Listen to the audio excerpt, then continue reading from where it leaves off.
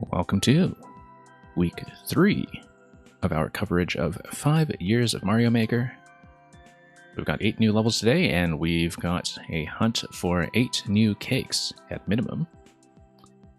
And we're going to start things with the first level on the week 3 list is going to be Bowser's Fury by Persia from South Korea, following hot on the heels of Magatoro's New Donk City level that was last week, representing Super Mario Odyssey. So, roughly going in sequence of the mainline 3D releases, so to speak. We'll see how this tribute or remake or something else is going to represent the game. Bowser Jr. needs your help to stop his furious father's rampage. Enjoy. And welcome in, Meng.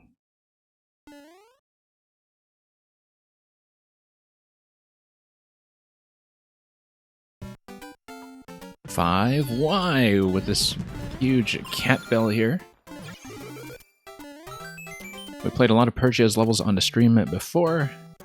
Definitely one maker who is very thematically colorful. So Bowser Jr. is just going to sit here in his clown car, which is in a remarkably stable position for a clown car, and give us a shell. That's going to allow me to fire a bomb up there. I am, of course, looking at how we could potentially do anything with this scroll break, but I think it's just going to be with the on-off switch. Probably I need to jump this. Whoops, no. Let's just get another shell. We need to get one shell, and we need to jump on another shell. Pick up one, then go to Junior, get another one. You do need to get within range of Junior. The way that Junior is displaced. Whoops. No, because I want to bounce up there and I want to fire a shell in the on-off switch up above. So yeah, you have to get within range of the arrow. This is a really interesting Junior setup that I didn't know about, I think. In that small dislodging with the cannon to the left. Oh, okay, never mind that. Which is also pushing him up ahead. Yeah, there's a blaster that's trapping Junior, and so he's basically trapped in that location and pushed forward by the scroll boundary along with me. Same idea here. We want to get a block into that location. So that's going to go all the way across, and then we jump on another shell once we have room to do so, and fire to the left. So yeah, it's Bowser Jr. companion level. He is in a much more stable and controllable location than in the original game, and we're certainly not going to complain about that. This is the most stable clown car I have seen in this game. Now, we can, of course, just go up for the 50 coin if we want. Meanwhile, we're just going to fire some shells over here, probably use the claw to drop that shell down below. And then once we do that, we can kick it across like this. And same idea here. That's going to bust open, and that's going to allow me to hit. And there we have another scroll break. Yeah, sort of interesting what's going on with those on-off switches. And then now that we've had that introduction, Junior is going to ask for help. Naturally, we are going to take Shell through with us. And the Fishbone Gate is going to just control how things are going to go here. Ah, this is like the parts of Bowser's Fury where, of course, Bowser just tries to drop fire everywhere, so... For once, Bowser Fire is going to be something thematically appropriate rather than just something that was left in, because the designer can figure out what else to do. Anyway, I'm going to open that gate. Yeah, so the idea here is that Bowser is in the Fury phase, and we will continue heading over and try to get each of these coins one by one. Probably want to do something with a shell. Yeah, jump on top of the fire and over, and then we'll kick. Now, we do want an on-off switch at some point, so we'll go back there, I think, as we drop in towards that door. It is going to be activated with the icicle.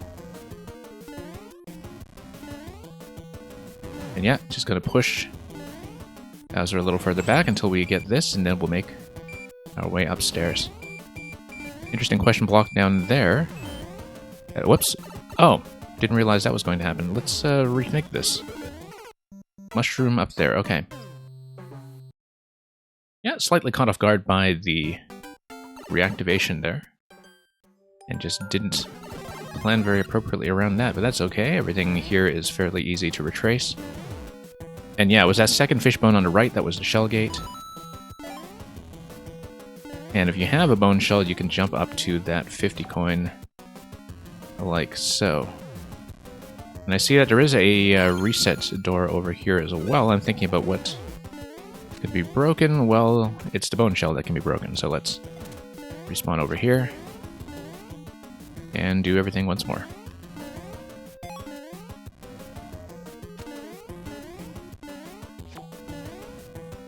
Okay.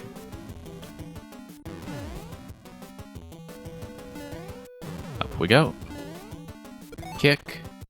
And then here we are with the next part. I doubt this will be anything other than the mushroom. I doubt it's something progressive, for instance, but now we'll never know. Yeah, we'll push.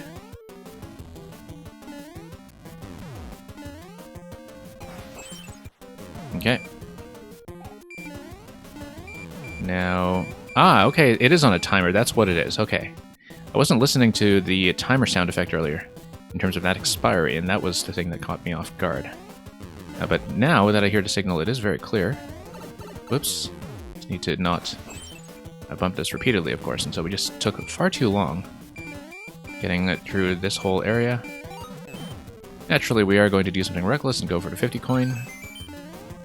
But then, this will allow me to go back. Oh no, I will need a bit of a timer check once again on the on-off switch for the second time.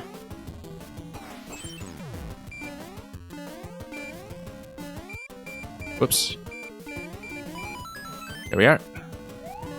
And that's going to get me through in just a moment once we actually push Bowser out of here. Safely, we hope. And Aegis Cook, good morning. Okay. So, on-off switch, pointing to the bomb and a 2. Wonder what that's about. That may be an important clue. I don't quite know yet. Probably just something about hitting 2 bombs, and that eventually releasing this switch here. Okay. That hits something. Oh, I see. On-off switch down here, except there's nothing I can do down there yet. I can, however, hit Bowser with the bomb that way. That is a lot of projectiles to deal with all at once. This isn't even his final form. Okay, so now we have another dodging cycle like this. I guess this is almost like swimming around everywhere with Plessy in the original game and, you know, trying to jump all the obstacles as you go, but not quite. Not exactly the same kind of chase. It's just a boss fight that's got an identity all to its own. So yeah, 2 hits with the bomb. That seems to be what's being signaled here. Eventually we'll have some way to get down. That sideways burner is an interesting touch here. But yeah, not very many opportunities to hit that if we miss anything else over here. I do like how accurately that hits next to the deflection off of the one-way panel. That's something that works quite nicely. Anyway, just lots to dodge over here, but it's otherwise fairly relaxed.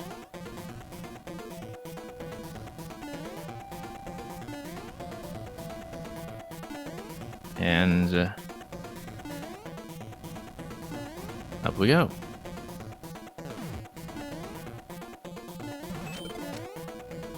Okay. Now it's going to be another phase here. That gives me the key. Let's stay around here just a little bit longer just to see if there's anything else that's happening. No, I think we should just go through the door. Haven't seen the cake yet, of course. Nice, says Junior. Well, we have not seen the cake, so it's not nice yet. THX. And Bowser has been unfuried. Okay, so, Spiny Hat. Off of the bell over here. So what does that do for me? I think breaking all this gives you the gold square. I am trying to jump off screen over here. Looks like things are built with the half... Oh, no, there we go. And there's the cake. And here's the 5. Got a nice touch with that mole and the twister, actually. And yeah, there is a sound effect for breaking the ice, which of course we're going to do for no particular reason. Okay, so much for the number 5. Yeah, the moles are a really nice touch. Joining in the celebrations, and out we go. Out the other side. 5YMM. And as usual, here's the classic Persia secret screen. I kind of think this will be a scroll break. Yes, it will. And then this will take us out somewhere else. And, oh, okay. Mr. Red Flamer Jumerman 41. Hello, I hope I read that accurately. Took me a moment to process your name. What's the code of this level? It is the first level on the list for week 3 on this page over here. Okay, we'll of course check every pipe, just to be absolutely certain. I only just realized, having started playing these, by the way, that I'm actually on a different controller than usual. I think it's probably just going to be the last pipe here. No? Really? What is this all about, then? I mean, we know how to get back, but it seems strange that none of these pipes do anything for me. Wait, hang on. And Spirit Wolf, welcome. You said you play Kung Fu Panda Showdown of Legendary Legends. Okay, I didn't know about that. That is very much new to me. I think maybe that's the only way back out, so I wonder what this room really is. I'm trying to think about whether that would be a reference to anything in Bowser's Fury, but I don't think so. I think we just go back out. Unless I'm missing some additional secret here. Like I'm looking at the way the ground is built down below.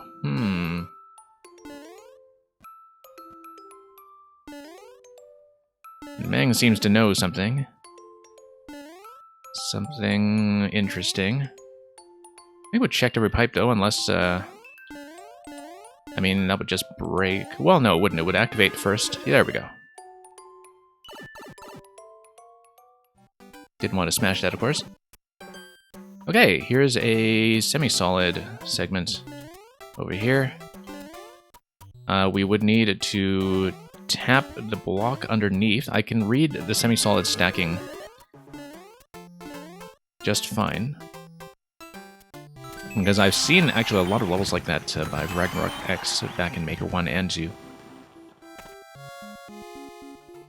And have this very similar idea.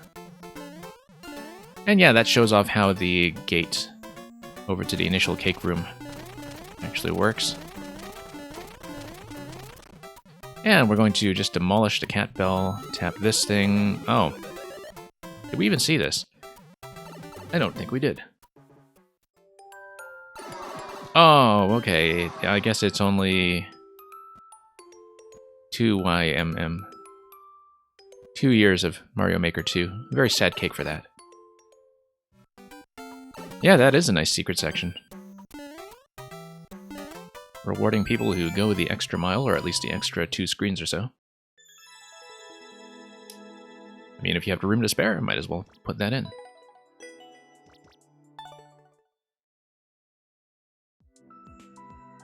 Alright, just one moment. I'm going to look at the comments in just a moment, but I'm actually going to switch controllers because I realized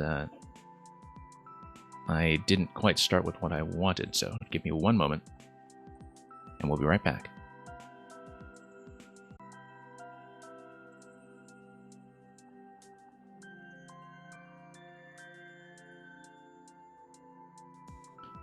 Okay, everything should be up and running. Let's take a look at the comments, just to see what kind of artwork people have drawn here. In the grand tradition of Bowser Jr. himself drawing all kinds of artwork in the original game. Ah, okay, here's the man comment. That is one spectacular paintbrush Bowser.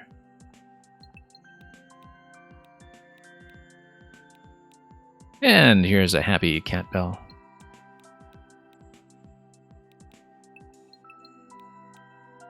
And yeah, arts for 5YMM. Somebody found what he thinks is the true ending.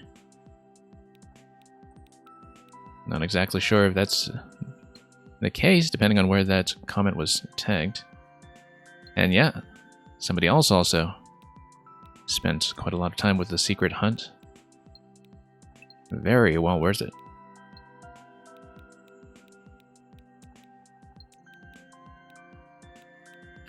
Now, what is this? Let's not think too hard about that. And sure, let's see if there's anything else on page 2 here.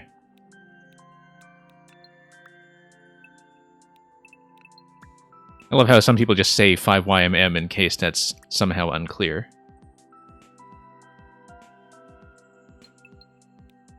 You know, just to be absolutely clear about what we're doing here. And do we have anything else? Any other interesting artwork? Nope, not too much artwork on this one so far, actually. Just mostly this one from Meng that we see here, painting the paintbrush Bowser. Okay, let's move on to level 2 in the set. Blue Blur, welcome. Level 2 is going to be Castle Karam by Choo Choo. Let's see if I can actually find it. Here it is. We played a really interesting 3D world at car level by Choo Choo the last time I was streaming before the weekend. And we'll see about this other Junior-related concept, although Junior, of course, will not be appearing, this being the 3D world theme. He's built something in the background, though. Bowser Jr. has built a bouncy bastion to abate Bowser's boiling blood. Let's see how it goes.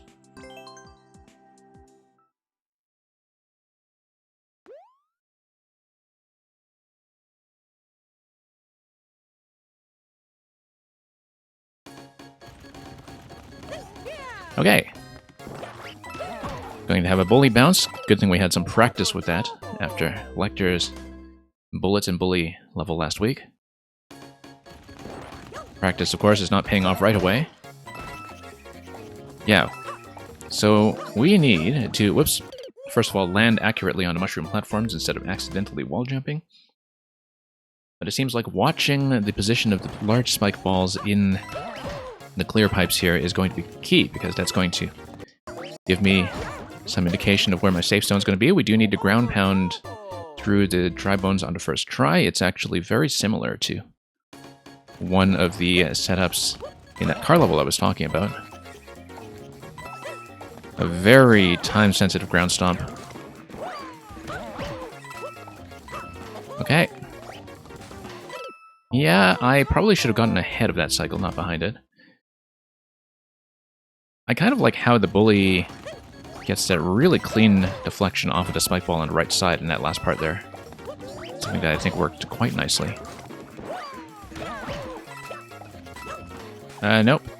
Yeah, it seems like the implication here is that you should get on top of the bully, bounce up, and then a wall jump over to gain a little bit more height. And so the way I was doing it before actually did work, but the timing may not really be optimal. So let's see here, because there is some stuff going on here with the way that the scroll speed picks up when you do have a bit of height adjustment on the custom scroll. And so there are some parts where I do need to execute things cleanly on the first try, or we will run into some screen boundary issues. There we go. Nope, I should have been able to make that if I just jumped a little bit earlier upon landing.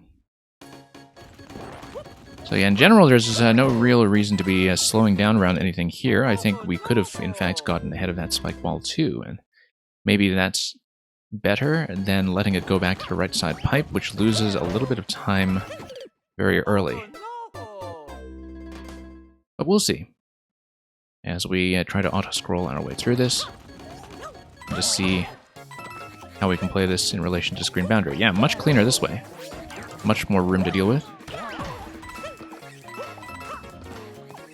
And I probably could have gotten ahead of that too.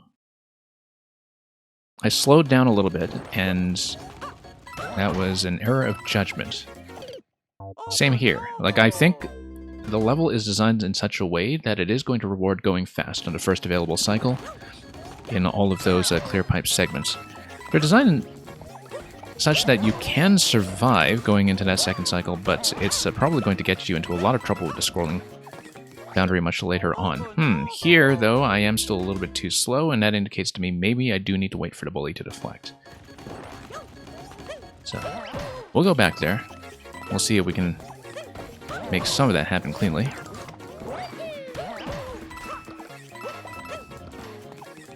Yep, there we go. Totally doable that way. Okay, that's fine.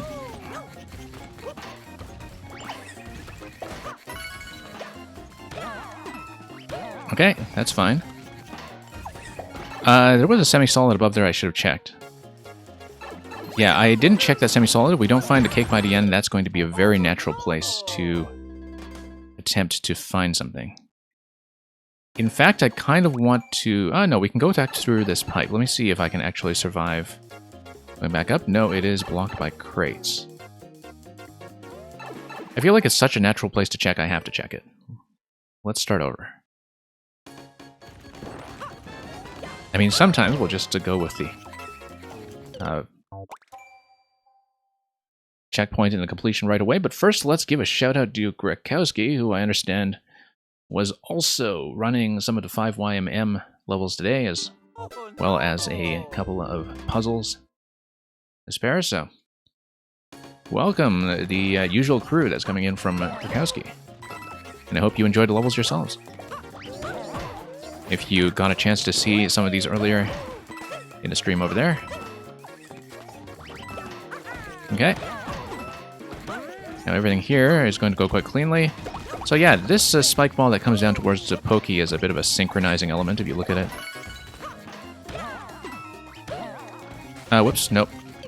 Yeah, and so the thing I want to do is check the top of that semi-solid that's on the top right. A Grak Smack Attack. Yeah, that certainly sounds like something that rhymes with Grak. Okay. Yeah, in the spur of the moment, I was unable to come up with a better crack. Now, let's head on down eventually. Last week, the Chaser defeated you. Yeah, the Chaser I really enjoyed last week because it's a level that does make you figure out how to control it in a way that doesn't quite apply to any other Mario level you've played before. And I feel like it gives you just enough visual information to do that, where you do have to understand, you know, when to press in what direction in order to get the bounces to go the way you want. And once I managed to figure that out, I didn't find it too hard to execute, but you kind of have to work your way into how the level is meant to be controlled, and it does take a couple of attempts to get right, I think. And so yeah, not surprised that it's going to be a bit of a roadblock for some people, for sure. Not just as a matter of platforming experience, but, you know, just the shock of something unfamiliar.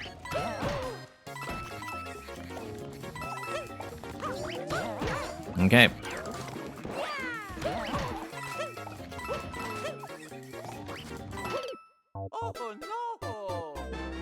And, yeah, Funked, we definitely won't give him any flack because he might not come back.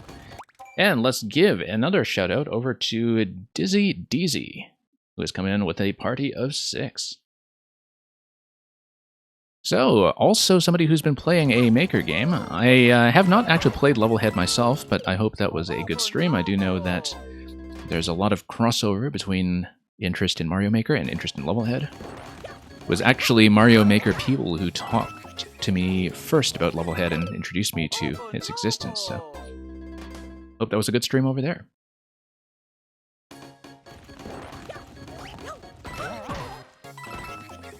And okay, let's try to get this going again, now that we are starting to pay attention to the beginning of the level, which we had already passed. It's just that I'm back here at the start so I can do one quick secrets check.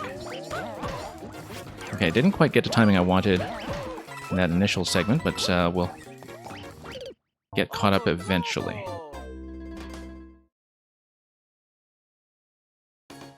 Yeah, bullies are a lot of fun if you can keep them under control, because they have a lot of behaviors that are very unique just in terms of the collision physics as well as the way that they track the player, the way that their speed kind of winds up. There's a lot you can do with bullies that you can't really replicate with any other element in the game, and so one of the first levels that I built when the game came out was a bully level as well, and so I took a while to figure out a lot of those mechanics, because there are a lot of things with things like winged bullies, for instance, that people still don't know, mostly from lack of experience. And some other makers, like Lecter, who created the bully level for Week 2, had done some winged bully shenanigans in earlier levels also. But in general, I think, like a lot of these 3D world mechanics, like a lot of people haven't really tapped them to their potential just yet. And so it's always nice to see some interesting ideas with that. And Glitch, I'm glad you enjoyed the Goomba level. That was the first thing I made in the few days after the patch that introduced all of these new 3D world hats. And I was very disappointed afterwards that people still haven't really used Goomba hats in very many interesting ways. Unfortunately, because I felt like the item had tremendous potential. And that's... it's not something that makers are really taking advantage of.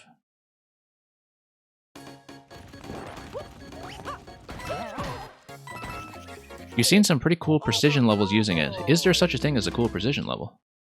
Oh, maybe so. I mean, yeah, I guess if you need to use the Goomba hat just to freeze some elements on screen and just get some of the enemy movement to be locked down in a way that would make something like 3D World Precision possible and playable. Okay, so here is where the timing synchronizes a little bit. Okay. Okay, back here we go, and now we check. Okay, nothing up top, in fact. Alright, that's the only thing that made me repeat the entire first segment. I just wanted to check the semi-solid, and it was actually a hard ceiling in the end, so... Looks like we're supposed to double bounce on that bully. We bounce on it once, the exclamation block is going to trigger, and then we get a second bounce off of it going up. We need to go directly up and then wall jump off the right side over there.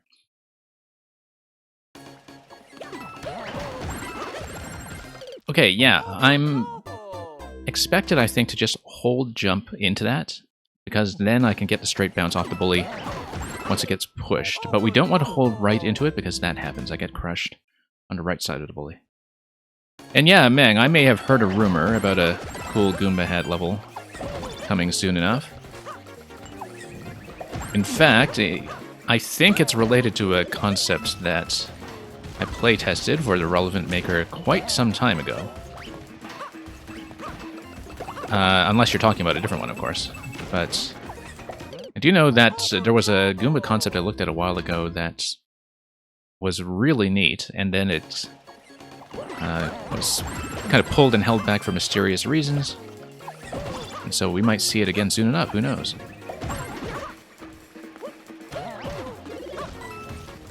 But yeah, the thing in question that I tested was, I think, okay, we do need to bounce up.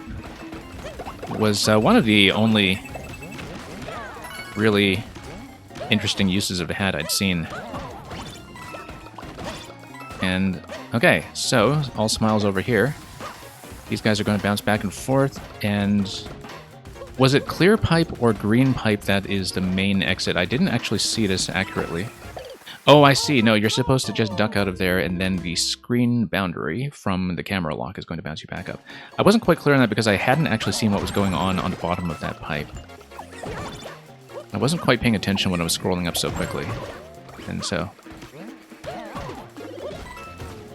Okay, everything's going to get wrecked over here, and then the collision is going to open up the mushroom platform, which allows me to go up top.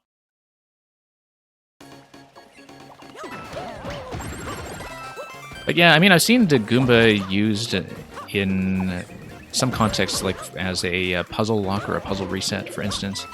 But in terms of actual platforming concepts, I think very often it's just used to lock down a Skip Squeak or lock down a Thwomp, and it's just used as a gating mechanism, and I don't think that's nearly as interesting as what the Goomba hat is capable of doing. Because it transforms the behavior of practically every enemy and even every hostile element, like icicles, for instance, and bill blasters and so on. And it just completely transforms a lot of the rule set of 3D World in terms of what the elements are actually doing, right? And most of that is unknown as well as untapped, and I think that's partly just a product of 3D World in general being still, to this day, a little bit underexplored.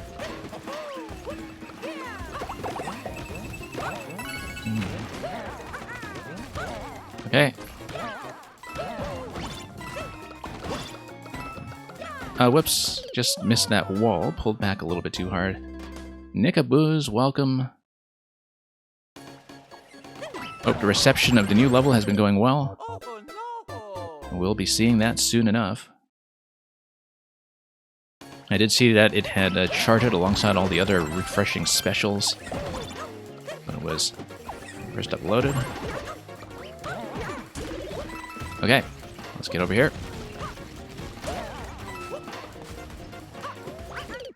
Okay, that was maybe a little bit daring. Actually, long jump would have solved that just fine.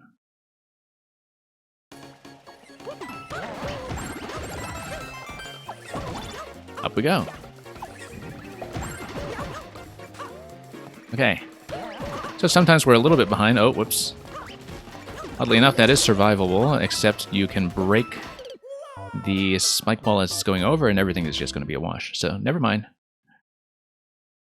Not really as recoverable as it looks in theory, just because the scrolling boundaries.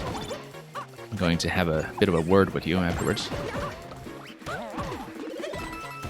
Alright, everything's going to roll over. Up we go. Bad idea, too much wind-up time on the long jump. So, let's not do it that way.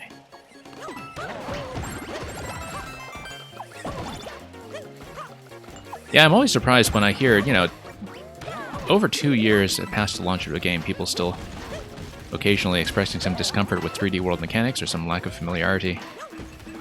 We've had plenty of time to adjust by now. But it's true that a lot of these mechanics are just sort of underexplored and maybe not well known because of that.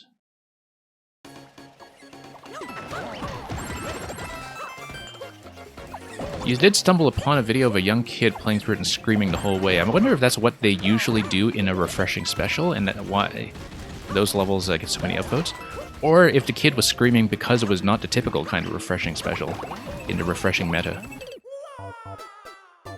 Surely it has to be one of the two.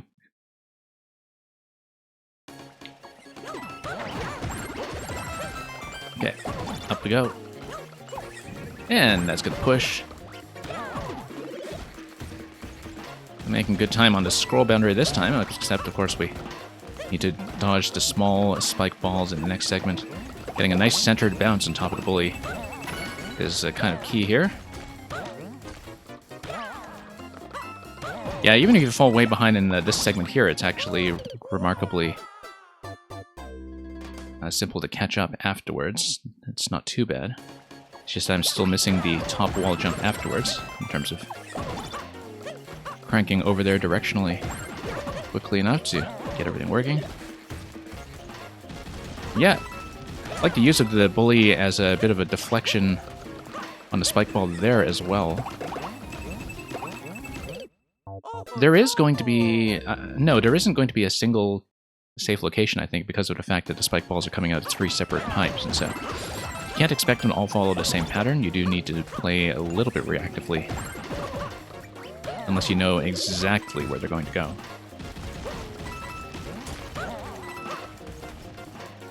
And yeah, ubiquitous Swedish fish, I don't presume to have any insight into the psychology of people who just absolutely love the stuff on the refreshing charts. Okay. Okay, there we go. No sign of cake yet, or any kind of secret exit that would make the cake plausible. There is an off-screen POW here. Because there is a checkpoint here, I kind of want to check below, but everything here just looks like it's designed to look like the turrets of a castle. Yeah, we're gonna check. And that's what happens, but, you know, we are accustomed to that kind of thing. The scroll is going to be locked in this position, though, I think. Yeah, because it was vertical scroll in the last segment, horizontal scroll with custom scroll in this area here, which means... maybe we have something off-screen going on, but maybe not, so let's just go on.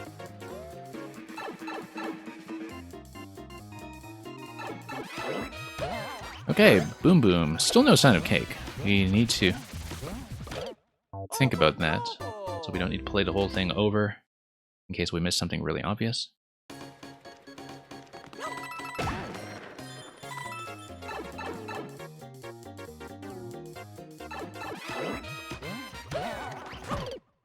And yeah, ubiquitous Swedish fish, in terms of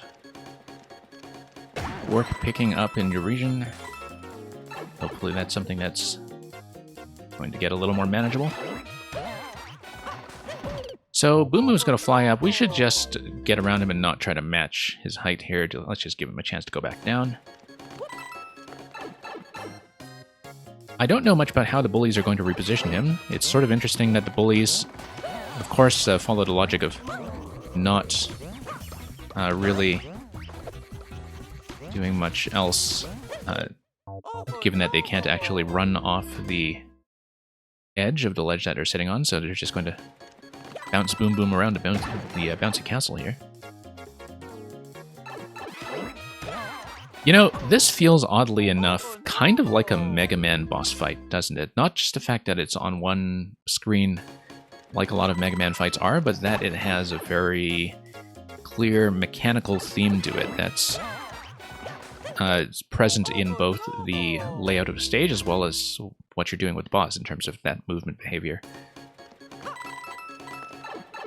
I'm trying to remember which Mega Man it was that had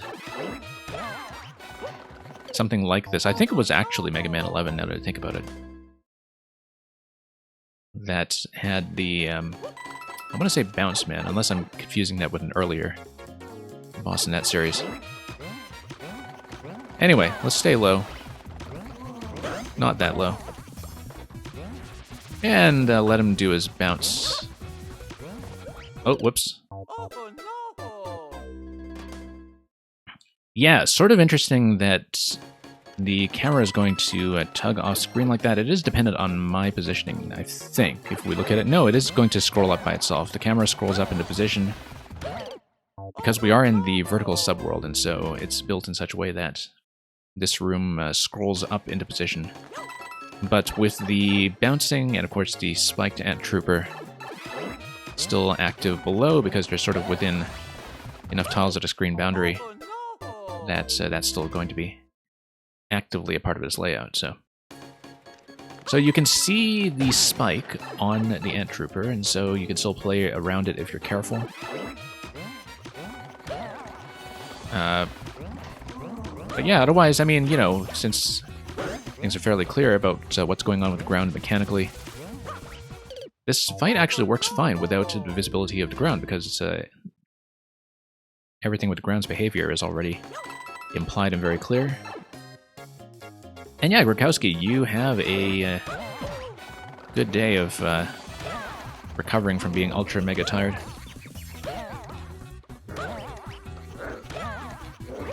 After all that streaming and after everything else you've been doing up to that point, I'm sure it's been quite a long day on your side, so thank you for the raid once again. Okay. Yeah, we're going to get sniped like crazy sometimes, so we don't play around the cloud pattern as it goes up and down.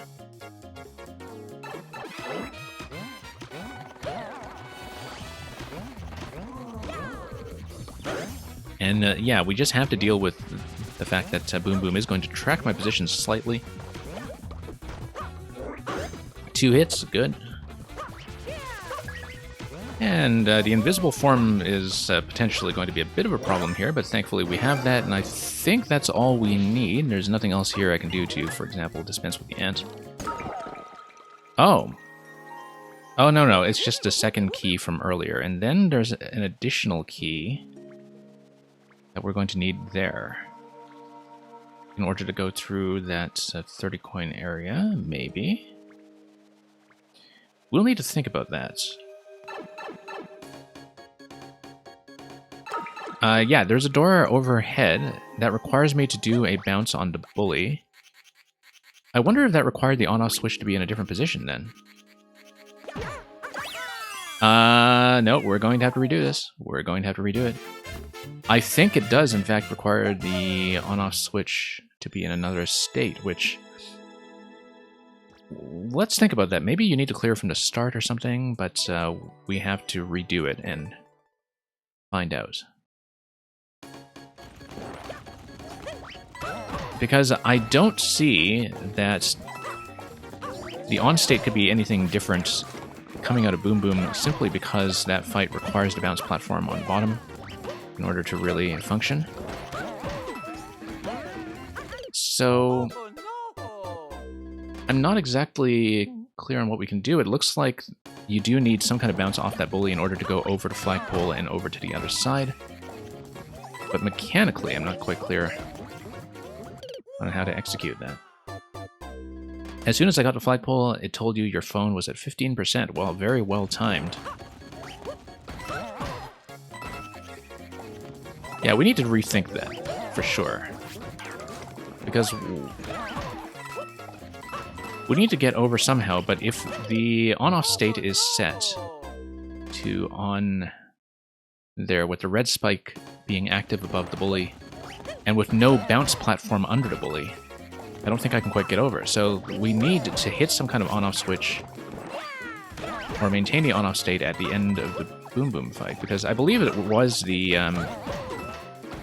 on-off mushroom platforms at the end of the Boom Boom fight, and so I really don't think it's going to be some kind of state switch that's from earlier in the level, unless there was something that was demolished, for instance, or unblocked in the main area the first time you go through, which would require you to beat the whole level from the start, for instance.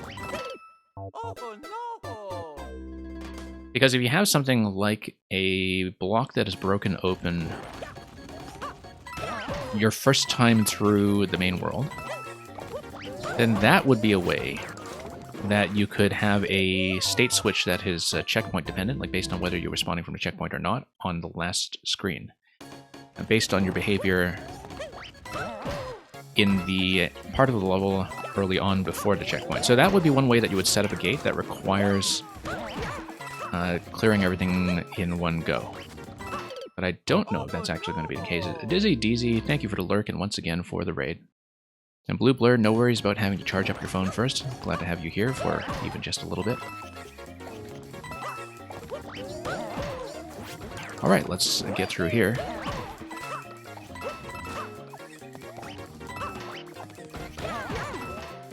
Yeah, I really do think that we do need an on-off state switch going in at the end there, but if I need to one-shot Boom Boom, that's going to be a bit of a problem given how much trouble I was having with that fight. Now, I don't think I activated anything and broke it here, so we may just have to do this over again.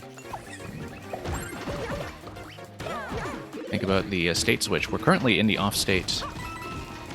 Let me think about whether that is going to change.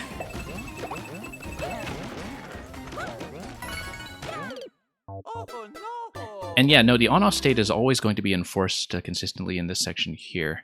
Let's continue for now in case there was something I missed.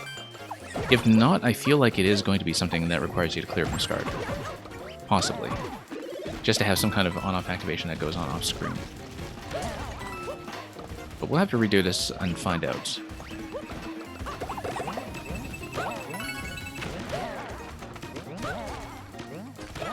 Just in case there is something I missed. That's the way that we can make it happen. Okay.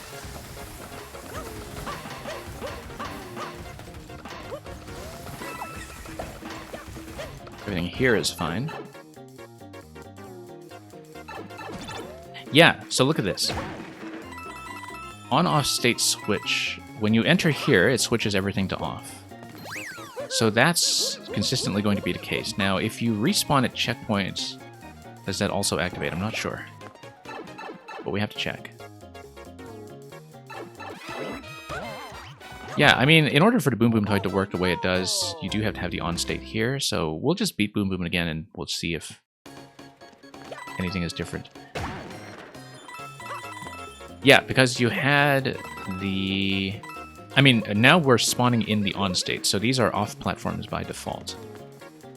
And so everything switched from blue to red when you spawn in through this pipe here. And yeah, you just have a single crate and spike ball gating that off. Alright, let's check everything with Boom Boom again afterwards, just to see if we can do everything over. Let's not take that strategy. No, that's a bad idea.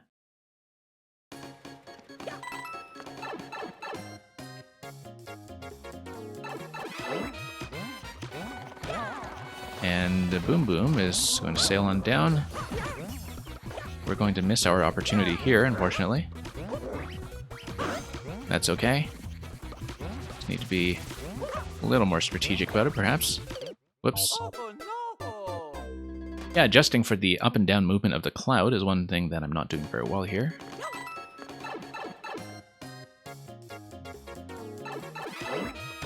Yeah, I feel like one-shotting everything in this level would be something rather difficult, if that's actually going to be the cake route, which we're not really sure about.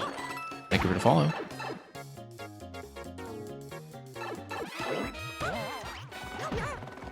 I keep trying to go over that path, and it is never a good idea.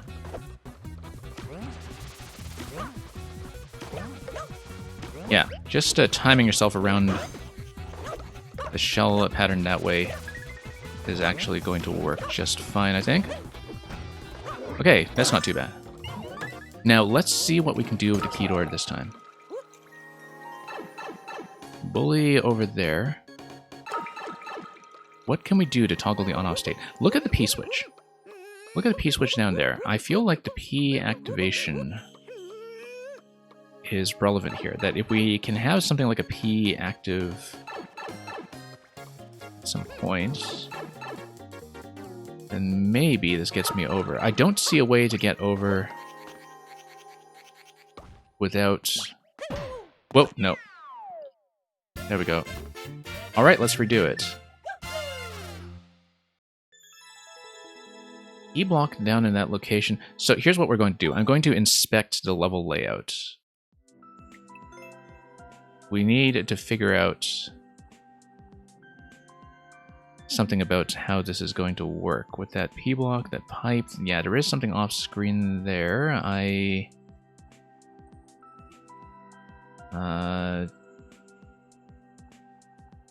don't actually have my zoom currently, so let me think about how this is going to work. Yeah, dropping to that location there. I don't see anything on the main world that would obviously be some kind of state switch that would affect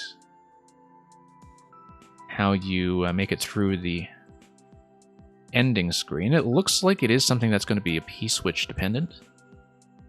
that in order to get it, you might need to go into the final screen with the P-switch active, and that the P-block, when unblocked, would release something that would perhaps do a state toggle. Currently, though, I don't see how that's going to happen. We have to replay it. I just don't see the trigger for it, though.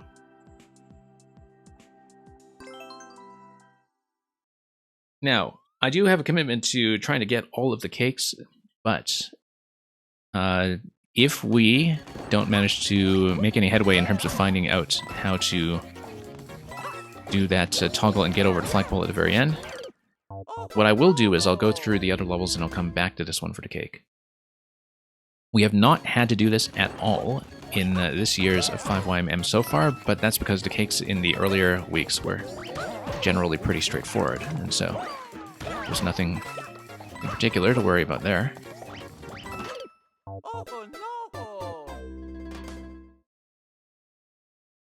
And yeah, looking at the way that things were designed in terms of how different parts of the level were laid out, I now no longer think that it's going to be something like clearing the level from the start.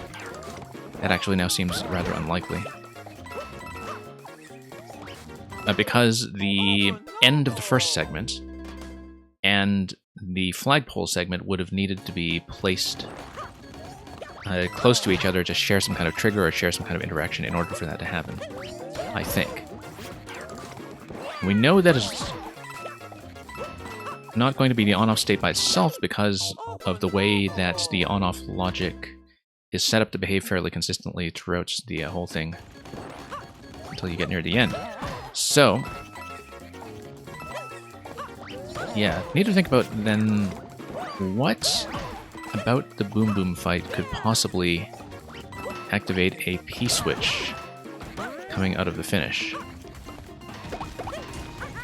Because that's the only thing right now that looks like it has a visual clue. We'll check around here just to see, but as you can see, I don't think anything gets triggered.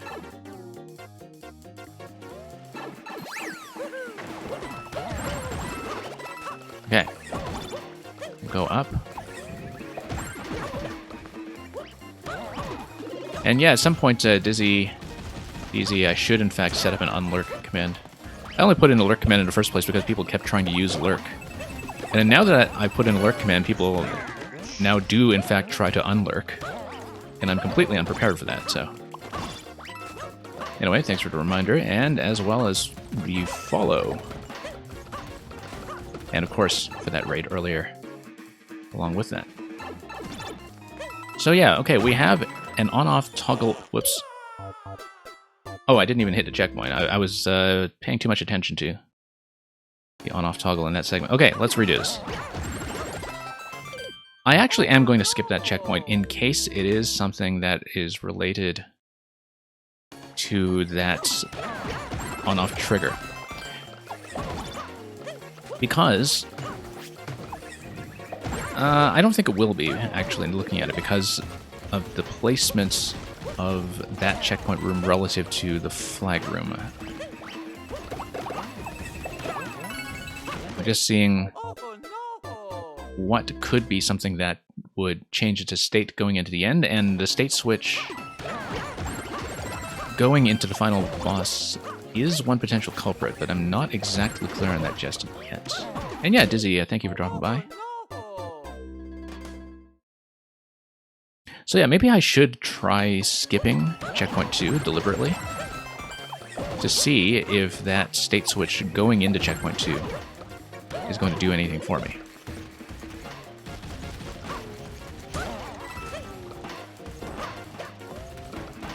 I don't necessarily think that is going to be the solution, but we may as well try it since I don't have too many options right now. The other thing I haven't tried is those red pipes on the left. Maybe it's something much earlier.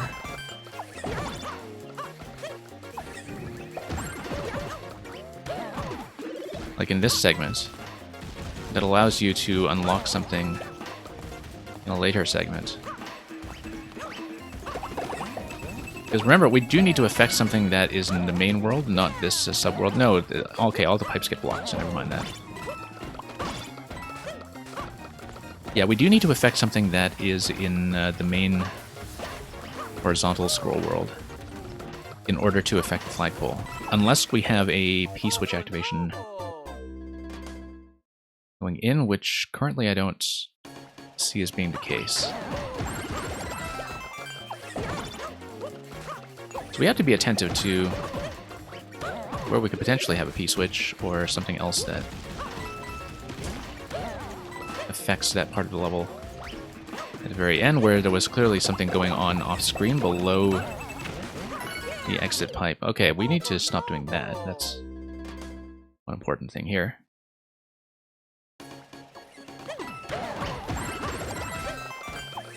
Yeah, maybe it is something much simpler that I just haven't thought about yet in terms of that final interaction, but I really do think it's fairly clear that I do need the on-off state to change going into the final room, and that we just haven't figured out how to do it. And what kind of trigger it could possibly be coming out of the Boom Boom fight.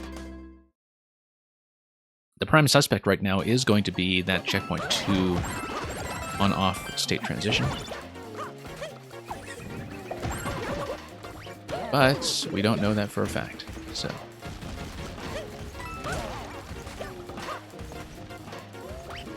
Okay.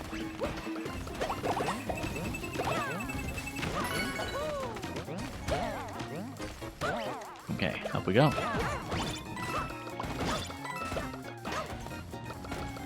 And same idea here. Yeah, don't mind repeating this segment too much. And so yeah, you're going to have a POW after the on-off regulation. Let's skip that. Let's try not to die immediately on Boom Boom. Let's see if that affects anything whatsoever. Yeah, no switch mechanisms that I can see on this room that would be relevant to what we're trying to do. Luckily, when Boom Boom goes out of his flight pattern, he's actually fairly easy to hit because you just bounce right off him if you touch him from the side. And of course, his invisible form is just going to kill me right there, so... I mean, this is going to be in the subworld anyway, but as we can see, there's nothing in Boom Boom's room that's going to affect something like a state trigger. However, it's going to be in that exit room after Boom Boom with the 2 locked doors and a 30 coin in the middle. That's the only place where a P-switch activation could occur, or an additional on-off activation could occur. So I feel like starting from checkpoint 1 is a solution that has a great deal of potential, just because we know that the checkpoint 2 room that does this initial activation, also breaks some stuff down below,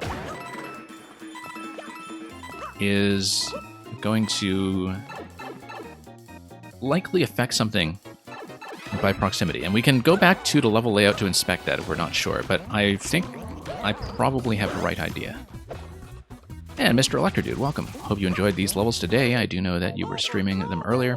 I completed this one a while ago. We're doing the cake hunt because I already hit the flagpole twice. And I think I understand how the cake is going to work, but I haven't verified it just yet. And so what we're doing right now is we're skipping checkpoint 2. Trying to beat Boom Boom the long way. Because right now that looks like the most suspicious possibility. Once again, I like how much room there is to catch up on this segment.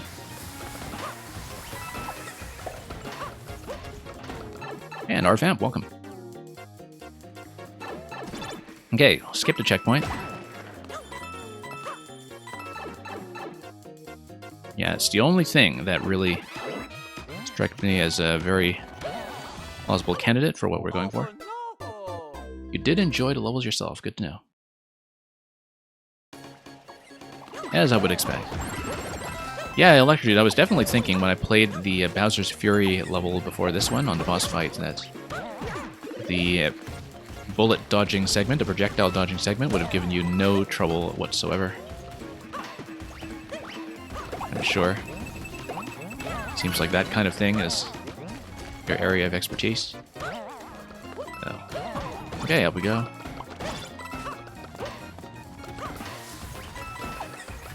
And up we go. Arvamp, you ended up going back and fixing up the Ice Precision level. Yeah, we'll be back with viewer levels next weekend. I wasn't around this week. But we'll be able to take a look at some things like that if we want to get some more playtesting done here.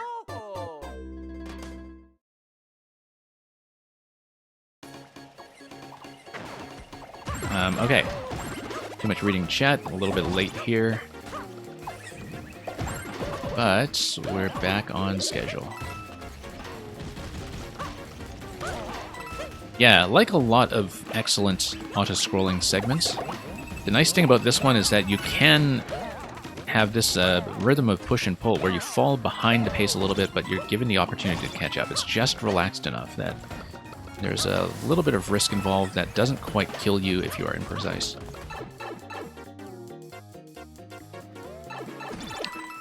And that's always nice to see. I think that's when auto-scroll works the best.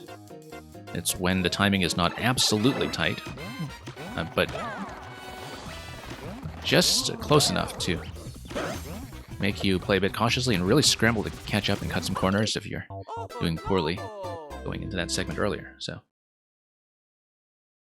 all right, we'll try to get a clean fight on Boom Boom. I feel like the auto-scroll segment is going more and more reliably. That apart from this segment that's coming up with the 3 small spike balls, that most things here can be done pretty consistently. This is the part that seems to give me the most trouble, and knowing that I have a lot of time is something that definitely helps. Okay, that was a bit of a close call, but we'll get back to Boom Boom soon enough. We'll be back there in no time. 5YMM. It's going to pop once more. Bad idea. There we go. Yeah, so we need to not get killed on the invisible phase, otherwise it's just a matter of getting out of this phase pretty cleanly.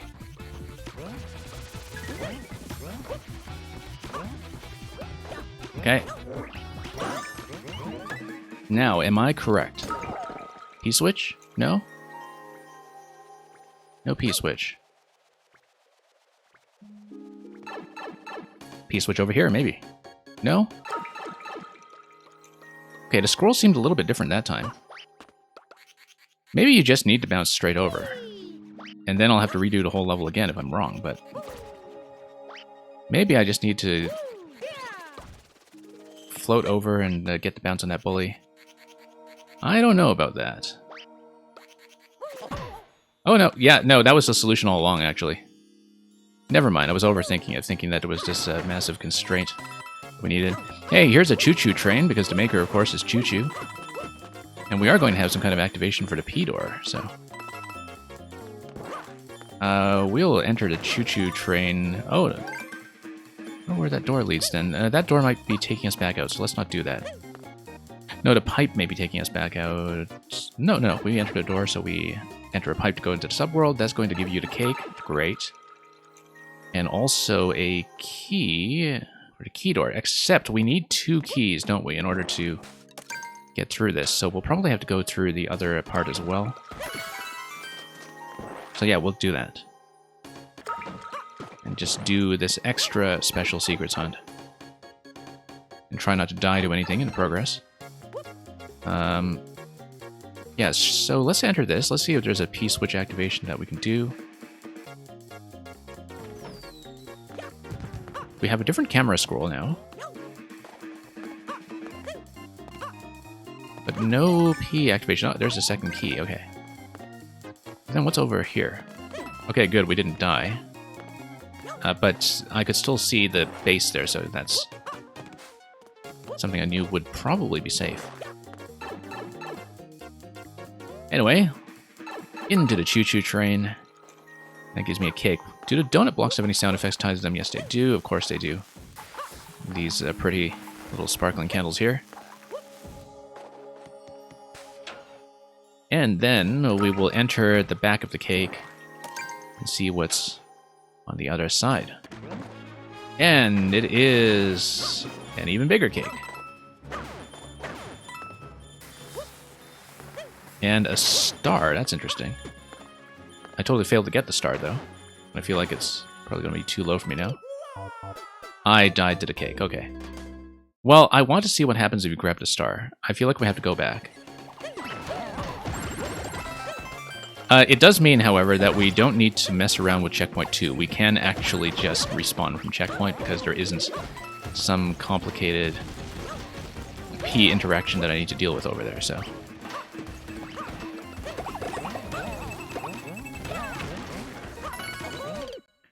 That's okay. Let's redo this. Let's go back. So I actually will take a checkpoint 2 this time, hopefully make short work of Boom Boom once again. For what must be at least a 4th time now. Then we have to be fairly careful not to hit the flagpole, of course. We have to see Cake Route to its completion. I think that pipe at the end was probably just going to pop me back out, but... You know, back out to the flagpole room. I don't think there was much more to go in the bonus path. But we may as well be sure. If I do hit the flagpole by accident again, though, I will probably just continue from here, since we have technically found a cake.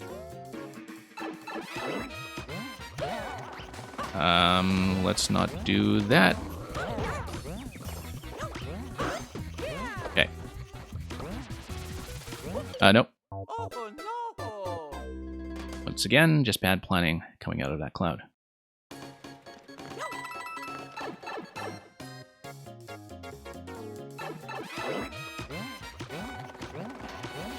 Yeah, we'll just let him float. No, maybe we won't.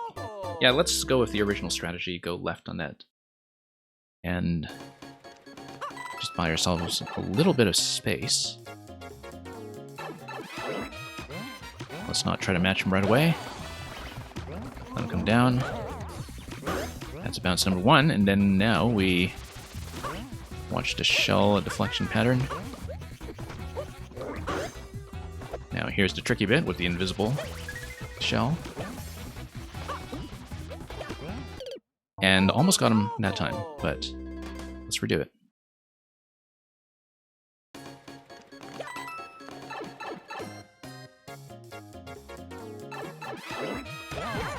Nope, let's not do that. Okay, a little bit off the usual pattern, but we'll just have to probably figure that out. Yeah, that was a poor position that time. Didn't quite manage to make it out in time.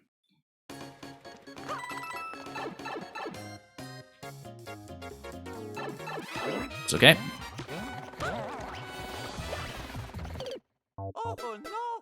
And we're just going to get whipped a couple of times before we manage to get through him. Theoretically, it's a fairly standard Boom Boom fight. It's just that you do need to plan around some movements that you ordinarily wouldn't be anticipating. And the invisible form is a lot more threatening than it is usually, just by virtue of the light background already and the fact that you have to deal with a different movement pattern. Whoa, nope, just missed him on the 3rd bounce. Not a hard fight, but one that can get you into a lot of trouble quickly if you are sloppy. So. And yeah, sure, bouncing around is going to be just fine. Actually going to keep me quite safe. We just need to match his rhythm in the shell form, same with the invisible shell form. Bit of a close call on the Ant Trooper over there. Okay, let's try this again.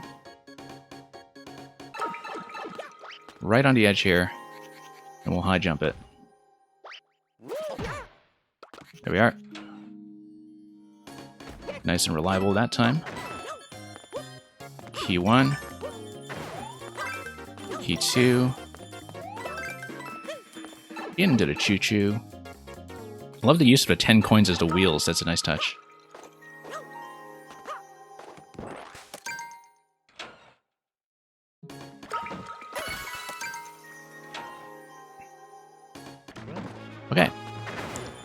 now we are here. And let's try to grab that star this time. Now, why would I want that? Oh, it just says hi at the last bit there. Alright, that's fine. That's all we needed to see. But we're very complete about this, so it was important to get that done just to make sure.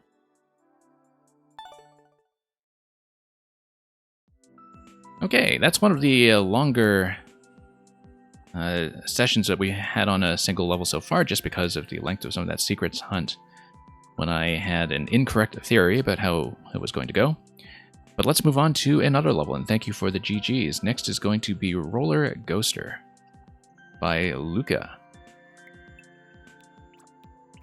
If we can find Luca.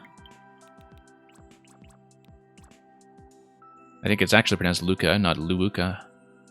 But there was some debate about this. Anyway, Roller Ghoster, come one, come all to the Forsaken Ride. Who will be the last one to survive? Actually, no. First, we need to go back and we need to look at the comments. I forgot. Because we need to inspect some of the artwork. If any. Great level, like the vertical section a lot. I fully agree. And look at that. It's Thomas DeMang engine. That's what it is.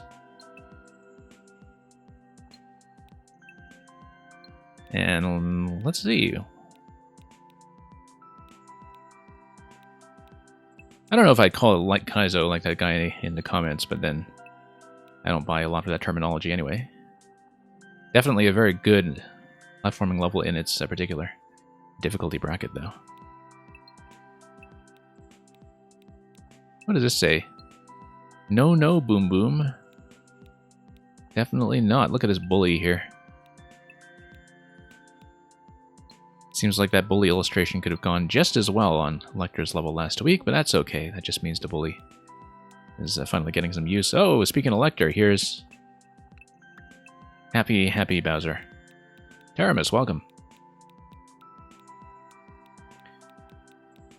And so yeah, not too much artwork on this one either so far, actually, apart from Thomas DeMang engine over here.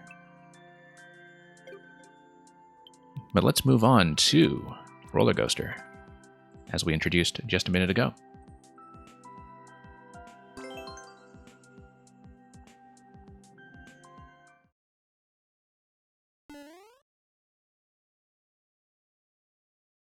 Electrodude says this one is a fun one. Looking forward to it.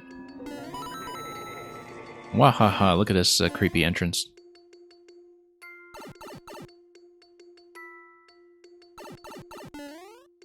And, okay, Boo platforming. Yeah, we actually saw a level by this maker not long ago that used a very similar mechanic. I believe it was some boos stacked with clouds on the track.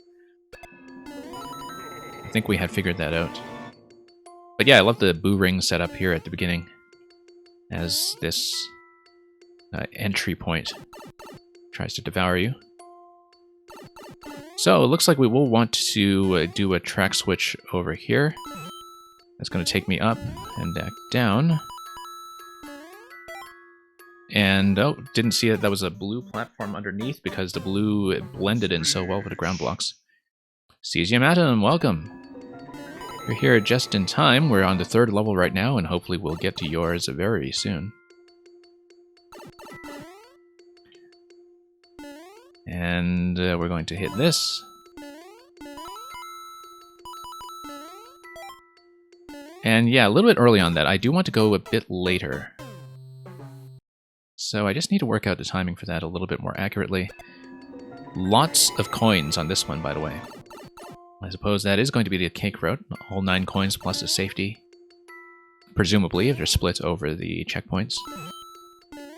So of course we'll be doing that. And that's going to take you up. Dry Bones down there, I guess we didn't need that after all, but... Track switch over here. I think every track switch is going to be pretty much required so far that we see.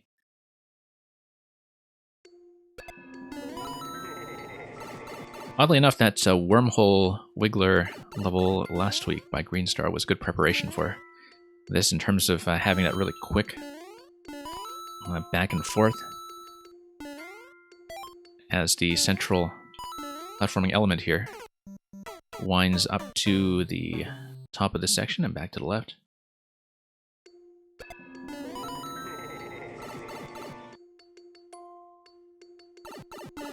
Alright, let's try this again. Nope. That's a miss, but that's okay. You get another opportunity here without anything being too complicated by that. Yeah, we just need to land accurately there. The dry bones, if you have a little bit too much momentum, can be used as a bit of a repositioning tool. I don't see how else it's useful, though. But yeah, if you're overshooting or something, it does allow you to realign, perhaps.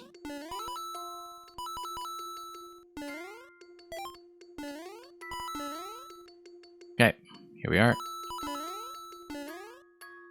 Yeah, just need to land accurately on some of these vertical columns, which do sometimes have some decoration to them. It's kind of nice how the ground tile decorations are being used as these poles, like the top of this thing that you see here, like it's a control switch or a lever of some sort. So there's this kind of physical element to the track switching that is done entirely using the background art, which is a nice touch. I always appreciate it when people make very well-specified use of the little doodads that appear on the ground tiles when you just place them more or less randomly.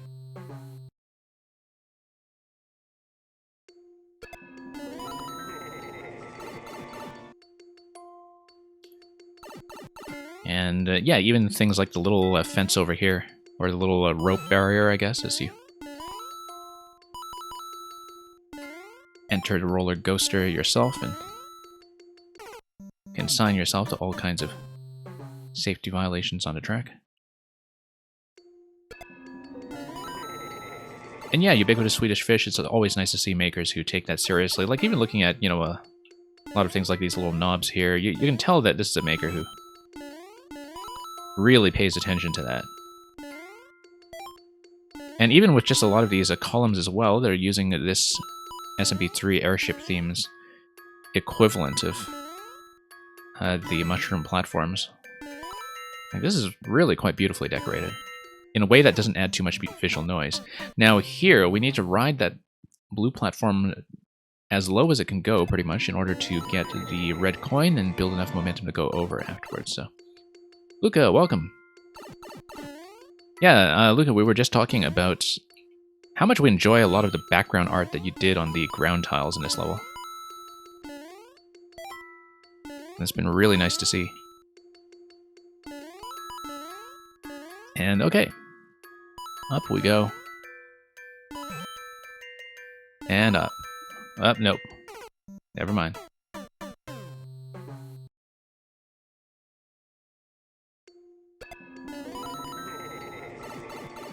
And yeah, we're not very far into this level just yet. Just started it, haven't really even reached the second coin yet. But we'll get there.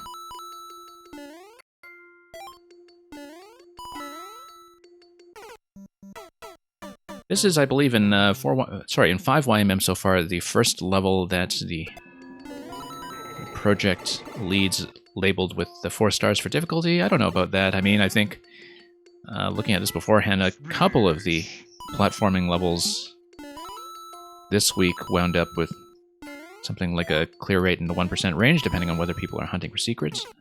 And thank you for the follow. Like, it's definitely not as tight as something like a Salt Lake platforming level, which is usually the YMM standard for 4 stars.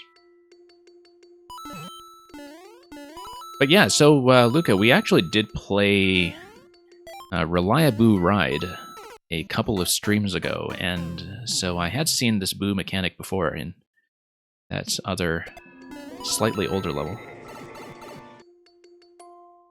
But of course, that's was in a rather different context from this stormy airship theme that we see here.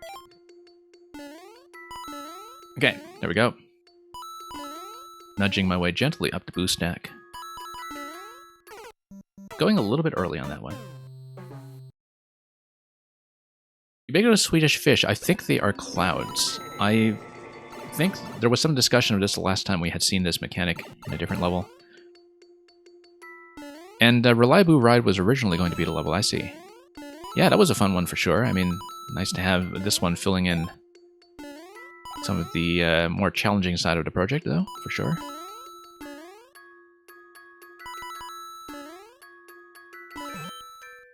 And let's go up. Okay, I have to ride this down. Oh, we are going to try to collect everything, so I might as well just take the depth there. The timing should work out, it's just that I do need a very full jump up above the blades. They are wood blocks. Okay, so they are just blocks there. Yeah, I was wondering about that because I couldn't quite see what was layered underneath.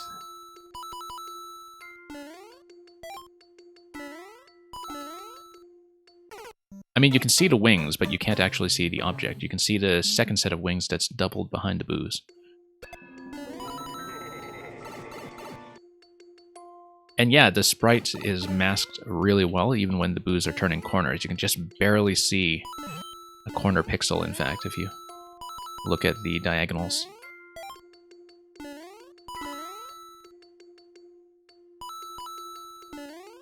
Okay, here we go.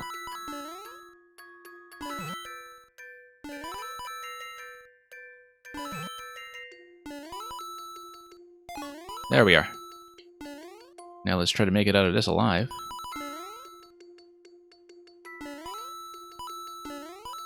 Nope. Oh, okay, we made it. Good enough for me. Except I feel like I should have gone up there to see something else spike up there. Looks like that's probably just ceiling. Maybe there was another coin up there, though. But we'll have to go on and see. If I need to repeat it, I'll repeat it. And that will be a suspicious location worth checking. So, yeah, I do like how I get to start the beginning of this segment whenever I want with the first switch. That the start from this checkpoint section is not something that requires you to just run right away. So we have time to just reorient ourselves, read this, and go. Okay, going to be a double coaster here. Going to take this. No, not quite. The illusion only works in SMB3, I see. And hey, Shields are welcome. And yeah, Shields are not running the queue today, but we'll be back with viewer levels over the weekend. And actually, Shields are, if I run another puzzle-specific day, I'll try to schedule in one of your levels as well, since I know they tend to be best in slightly longer sittings. And so we'll see if we can get something in from you later this week. Today, just doing 5YMM. I hope you're doing well.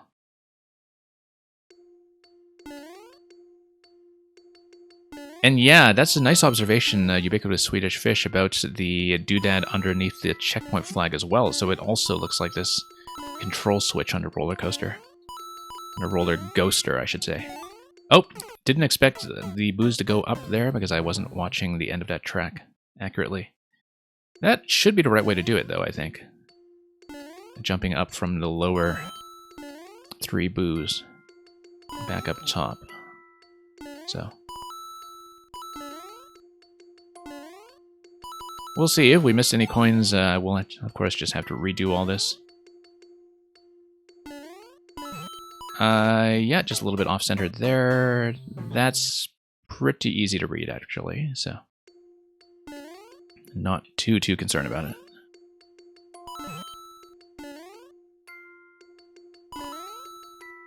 And we'll see. Only 2 coins prior to checkpoint 1 did make me feel like I was missing something, but we'll just see as much as we can and develop a better understanding of that as we go. hard to tell sometimes with the airship camera bob behaving the way that it does. You'll see that in this level, the horizontal scroll is up to the player, and so the airship bob, in terms of what it's showing you up and down, is potentially going to change just depending on the player's pace through the level. Luckily, that's not an issue so far. I don't think that's created any difficulties with reading anything, so... All red coins are visible. Okay, that's good to know.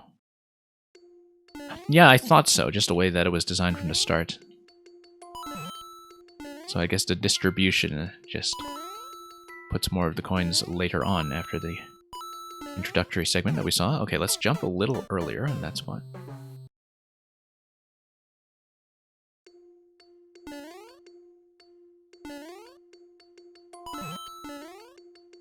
And up here.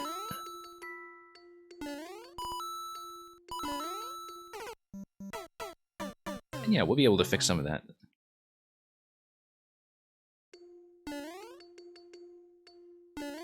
Just a little bit slippery here, so let's just mind some of the timing as we go up and down. It's landing on the single columns that gets me into the most trouble, it seems. But we're going to do that just fine. And yeah, reorienting yourself to land on single columns is going to be part of the challenge here, as is actually hitting the on-off switches. That's the second time that we've missed like that, except the first time I had a bit of a safety net. Not so on this occasion.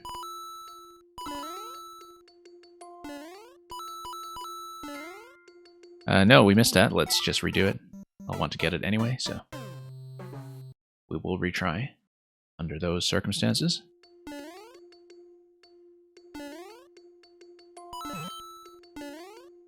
Okay, pushing up here and back down.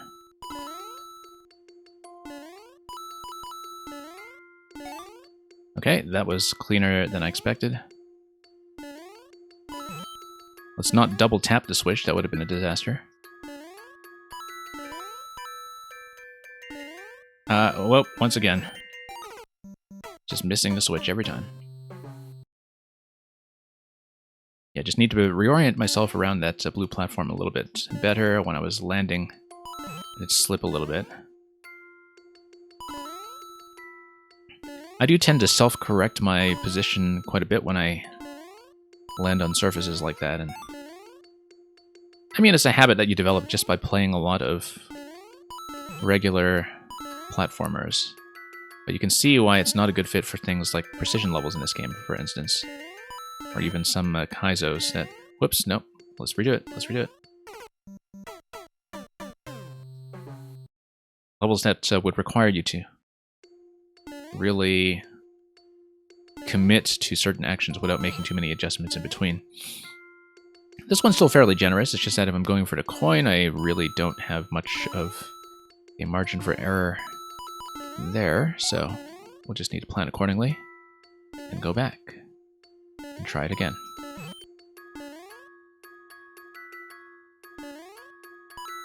Okay, down we go. Hit. No, and then we go straight back up to that track. I was misreading how the lower one was going to go. It is, in fact, off screen for quite a while, so... Yeah, just misread that. We'll do it again, and we should be able to get that soon enough.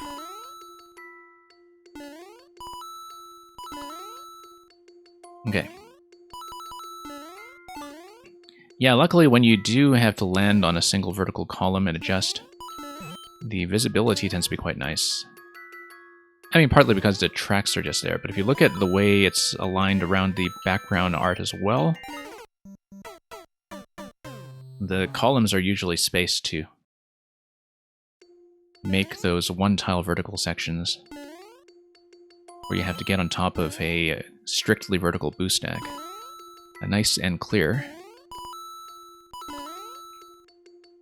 So yeah, there's a lot of decoration going on in this level, but it is actually decoration that contextualizes things and makes them easier to read, which I think is something that makers should always be attentive to. You know, because people tend to just think about aesthetics and artwork as its own thing sometimes, when really the thing that aesthetics and levels really contribute to is just a sense of context for what you're doing and makes certain locations easier to remember and see. Not exactly sure how we're going to get the next coin there with the boos that far out of the way. I was reading ahead to that coin already and in the bottom right, and that's why I was running into a little bit of trouble there, just having my attention drawn there for a moment to see what the plan was going to be. Possibly I didn't have all the information I needed yet, but we'll just redo it and we'll try.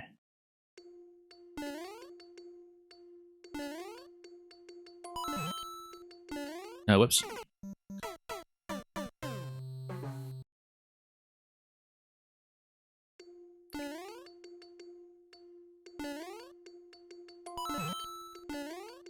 Okay.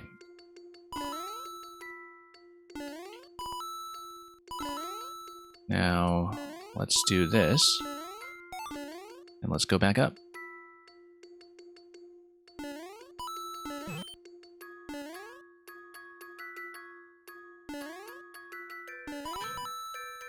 Same idea here. Let's just try to hit these switches accurately, jump out as soon as we activate that coin. Now this segment is pretty gentle and fairly readable. Nope, that was a bad idea. I just overshot that, actually. Yeah, because I'm looking at that pink coin on the right side, and I just don't see how that will be safe. And that's partly because I don't see what's on its right side, whether there is going to be somewhere to land, but so far the only place to land is on a boo track, and so possibly we need to drop down to that next coin on a bit of a delay, just so we have a boo to land on the other side. And currently I don't see how that's going to go with both of the boos still on the upper track at the time that that bottom bit is accessible. But I may just need to try it, probably die on it a few times, just to get a sense of what our approach is going to be. So we'll go back there, we'll try it, and just try to practice all this other stuff in the meantime and get it nice and tidy. Oops, nope.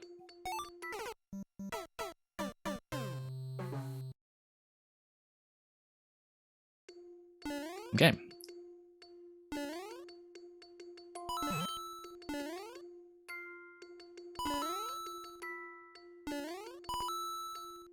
Let's do this again.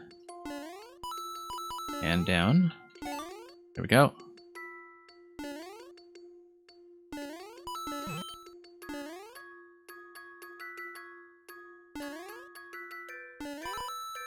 And here we are. No, we just totally missed that coin.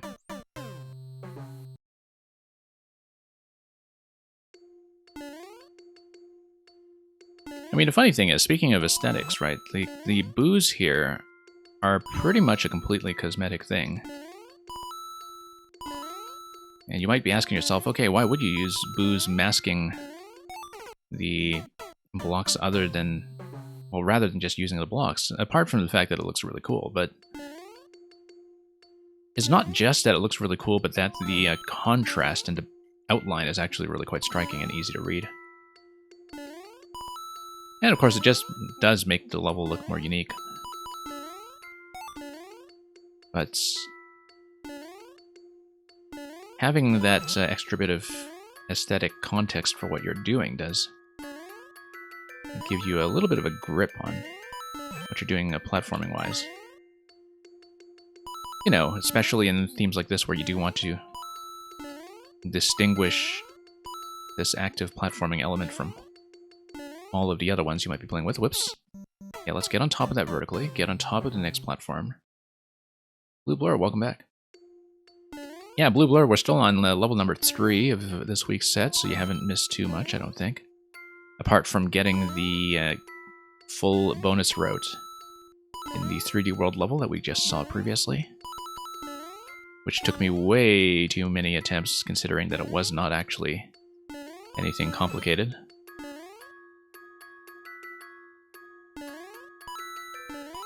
So yeah, we'll Tap this. Nope, missed. Too soon. How am I standing on Daboo? Because Daboo is stacked on top of blocks. Hard blocks, I think. And, that's all there is to it. Yeah, because they are loaded on the initial track off screen in such a way that you have objects drop on the same spot in the track together, I think. You can kind of see the initial track load, in fact, when I scroll up at the very start of this segment. But the way that they're merged together happens very quickly off screen before the player actually sees the trick revealed, and so by the time you see it, the boos are already stacked together. And it is a very friendly boo.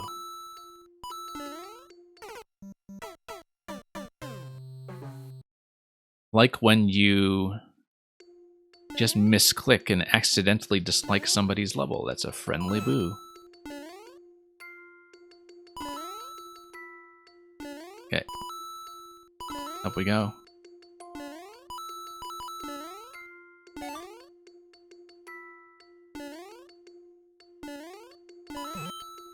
And back.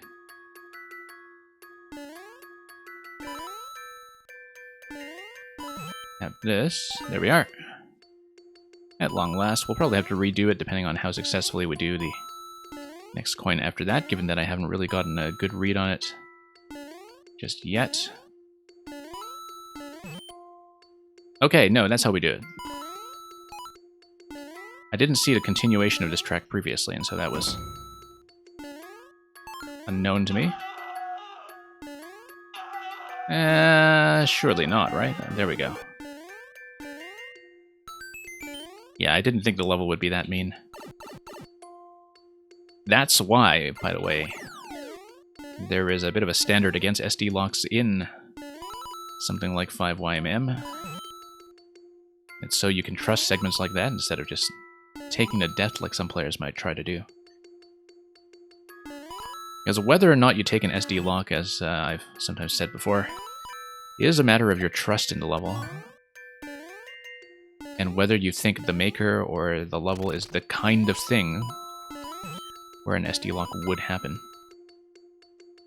And so if you understand that it's not going to happen, you know that in that location you're likely to be safe. You just need to trust that things are going to go as intended.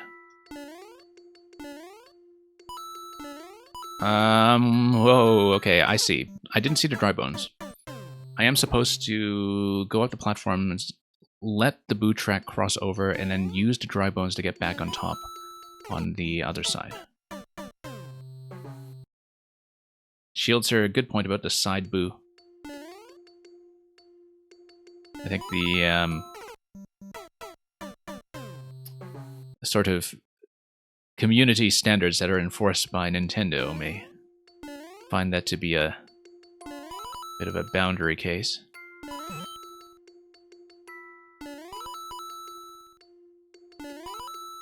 Well, depending on the game, of course. I mean, you know, definitely not going to be true for Xenoblade Chronicles or something. I think they like their side boos just fine. Whoops. Okay, up we go.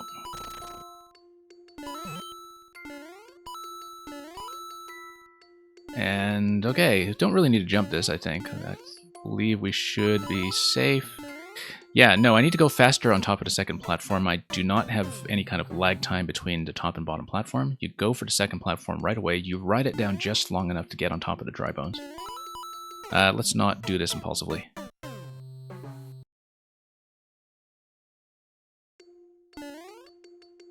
Yeah, 4 coins remaining. Last one is likely to be a safety.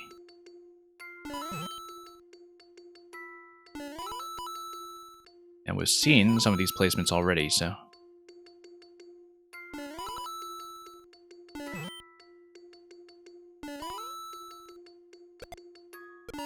Okay. Up we go.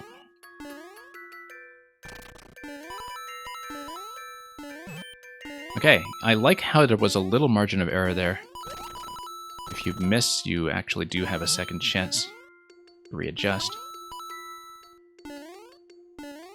In general, I like it when platforming levels do give you a little bit of flexibility.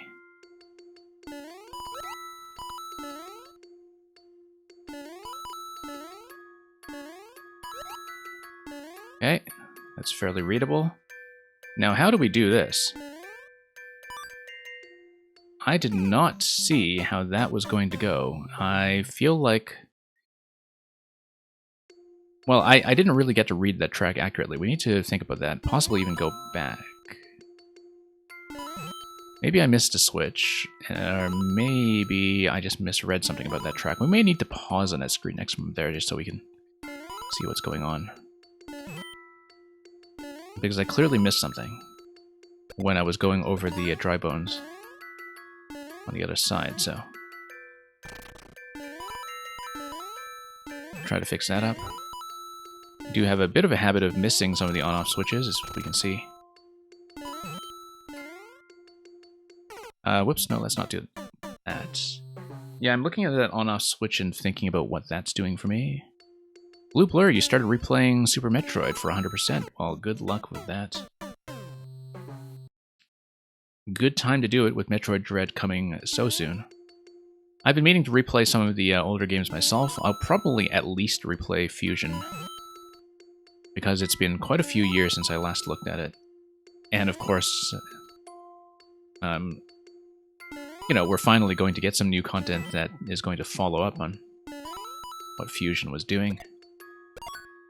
I mean, technically Other M did as well, because Other M was a Fusion prequel, but I know people have opinions about that. But yeah, I will probably do at least a bit of a refresher on Fusion. Maybe, if I have time, pull up my 3DS for Samus Returns. Although, as I've said before, Samus Returns very nearly just broke my 3DS. Okay, I need to think about this track over there. Yeah, we ride it back. I think we do the on-off switch and we actually ride it all the way back. Let's see what we can do. And Blue Blur, I am guessing you probably mean the Super Nintendo if you're talking about Super Metroid. And yeah, Luca, don't worry about having some problems with your internet. We are obviously still here. And so 2 more coins are accounted for after... Well, let's keep count of this, because we saw the one that was on the top left. We saw the one that I didn't know how to access that was on the top right, which we may need to loop back to after some track switching. And then, yeah, so that's 3 coins in this section accounted for, plus an eventual safety coin at the door, I'm presuming. So we know where everything is, but it seems like the coin after the dry bones on the top right probably has to be skipped initially, and we need to go back to it. I think that's the only way it makes sense, especially because we know there is going to be an on-off state switch that happens shortly afterwards. Yeah, this one here. Yeah, without a track switch, there's no way that's happening. And it does let you up right away with that up arrow, as you can see. The point of doing this extra bit of the track here would be to grab the 2 remaining coins, because it looks like at that point the exit is in fact reachable if you want to take it.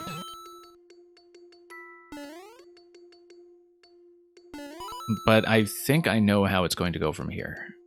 I do see how the layout works. And if I had been paying a little more attention to the track junctions earlier, then I would have been able to determine that without taking so many deaths just to read it. Yeah, so you do need to wait for the Rocky Wrench to go up a bit there, which was why I was consistently missing. And let's go back.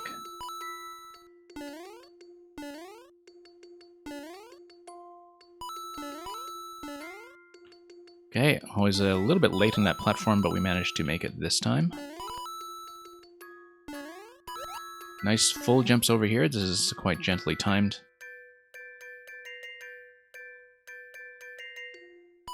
No, we need to get on the back there for that dip. Yeah. Where the coaster goes down. Yeah, Shieldsir, I haven't been spoiling myself too much with the trailers. I know that with Dread, they did bring back a lot of the existing moveset and itemization, but I'm just looking forward to discovering that. Pretty much blind, if I can. I didn't watch the most recent trailer, I should say. Because at this point...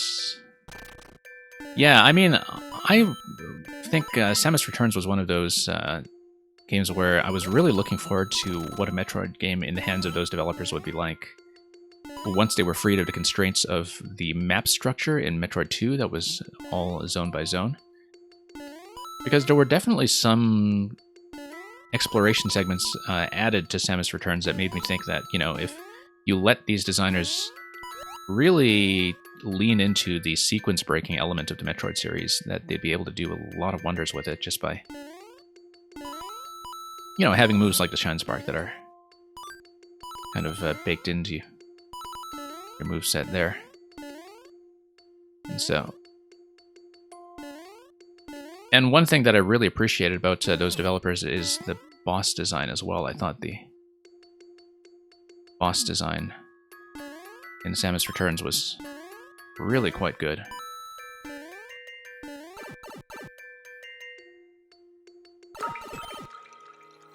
Okay, so there is going to be something going down there, huh?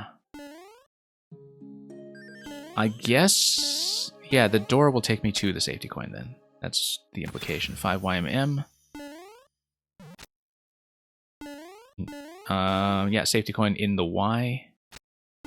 Neatly disguised. And if you time out here, well, not a good day to be you. But let's check for the cake. And here's the suspended cake. That's kind of nice.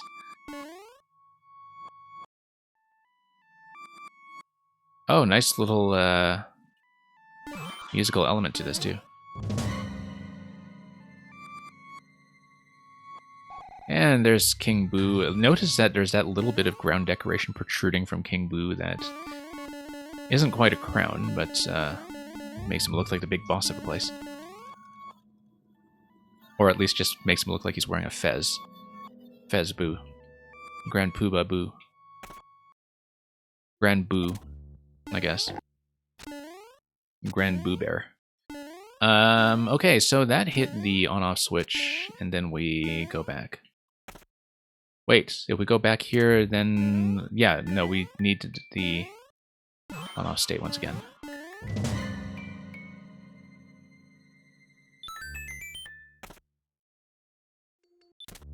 And yeah, Shieldsir, that's a good point about Link's Awakening as well. I mean, you know, it is meant to be a remake. Anyway, thank you for that, Luca. That was a great level. Had lots of fun with it. Didn't take too long, despite flubbing a lot of the pink coins and on-off switches along the way. But yeah, I found that to be really quite readable, actually. You know, things are zipping back and forth, and you don't always get a chance to pay attention to things like the dry bones or the track junctions or whatever, but there were a lot of sections where I felt like I had everything I needed to know to get it right if I am just paying attention, so. And also just the margin of error in certain places in terms of when you were getting off the ride and when you were getting back on. The ride was just long enough in each of those segments to make that work. Let's take a look at the comment art. Thank you for all the GGs. And Awesome Lamp, welcome. Yeah, this guy must be pointing out the key coin and the Y, I'm guessing, in case anybody is having trouble with that. Look at Mang on the Boo Coaster, just having the time of your life. What a thrill. And look at that, Spy Luigi is actually going to emulate the Boo Cake. And yeah, you can kind of really see here the upside down idea of the Boo Cake, just inverting everything on you. Boo. Oh, somebody got deleted. Probably because he was pointing out something about the side Boo.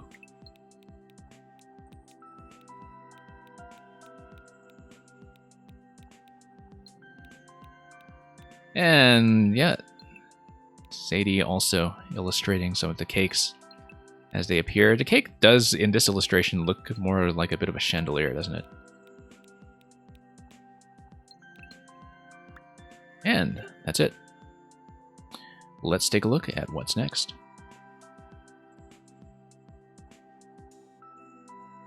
So next level is going to be something by Def Despise or DT Spies. It's going to be Don't Hassle the Hoff, which is going to be this week's music feature. It's going to be a break from some of the global autoscrollers, I think. Sorry, some of the global looping music from the previous levels, and that it is going to be back to music autoscroll, which is the style of music level that Def Despise kind of specializes in. This one is based on Knight Rider, and it is a shadowy flight into the dangerous world of a man who does not exist.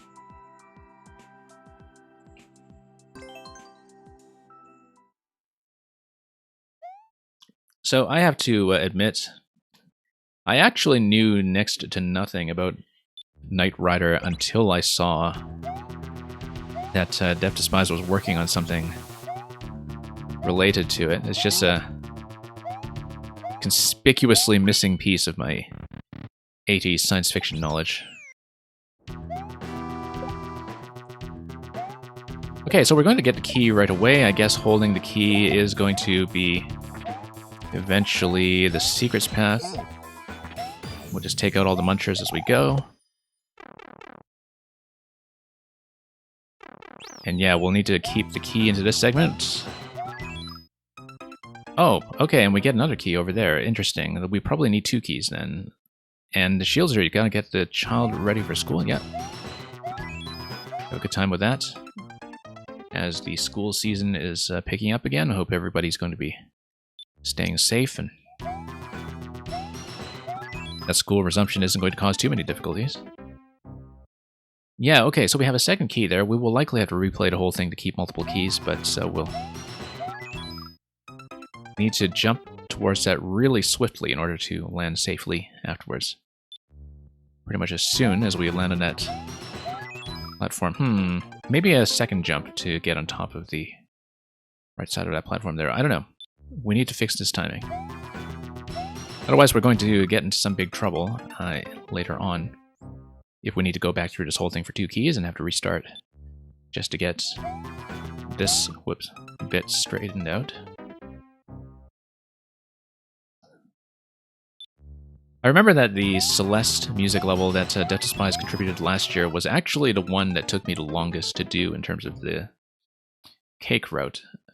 Because it was modeled after the Golden Strawberry route in Celeste, where you have to play perfectly from the beginning. And I always liked that style of challenge, it's just that I had a particularly hard time with that one for some reason. I think I might just need to... I don't think I can reach the note block directly, but let's see if we can make this work. Yeah, okay, that's the timing, and now we're just leaving a little bit late, so... It's a very specific window. It's not going to be pleasant if I need to restart the whole level to figure that one out. Okay, over there on the Koopa shell, looks like we do need a bit of a pullback. I did correctly hit the Koopa from the left side to pop it over. There we go. Pulled back too much that time. I was actually going to be okay.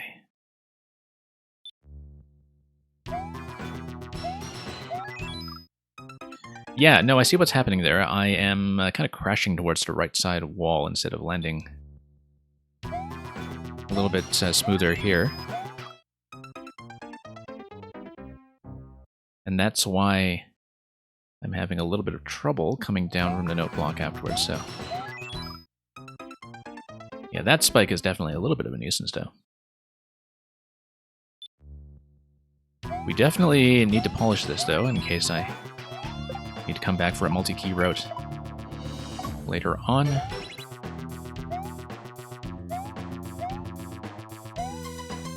Okay, up we go.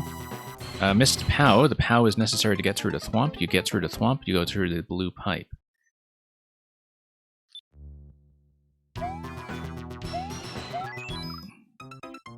And yeah, we'll just need to figure out some way to do that consistently. Otherwise, we'll be replaying this one for a while.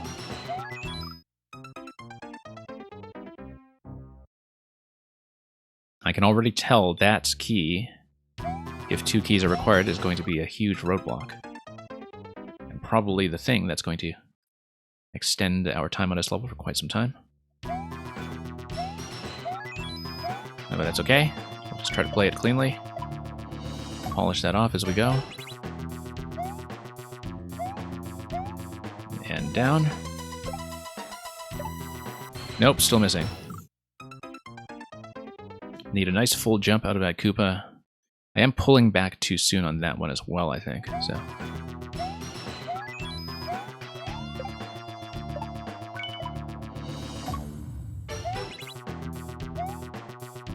Okay.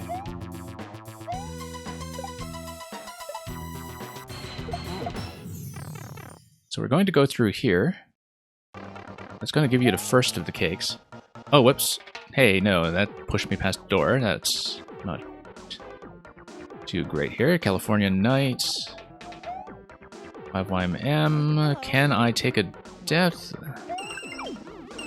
I don't think I can. Okay, that's fine. We want to begin from the beginning anyway in order to get 2 keys, and we just need to be aware of the fact that the auto-scroll is going to push me that quickly, which I didn't expect.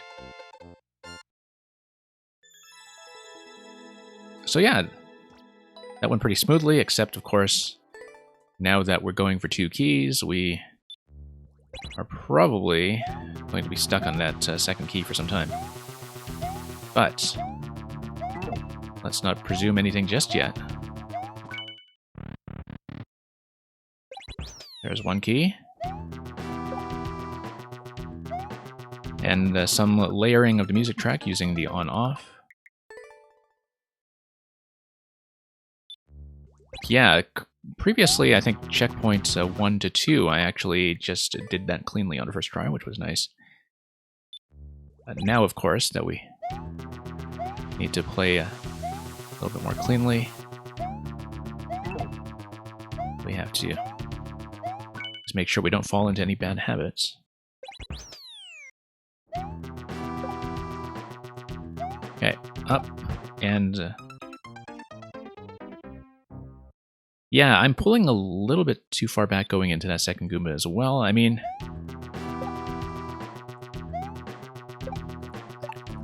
I often find that I do have a lot of trouble with fast music auto-scrollers relative to other levels. That I can definitely feel like it's a relative weakness of mine in terms of different kinds of Mario levels, and I think partly is because I tend to hedge a lot on jumps. Whereas with some of these auto-scrollers, you really do need to commit much of the time in terms of jump height as well as distance. And so you're not particularly accustomed to, you know, really committing to the longest or highest jumps. Or the inverse, just, you know, cutting corners wherever you can.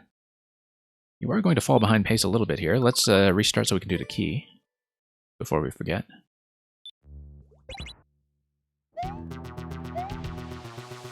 And let's go up.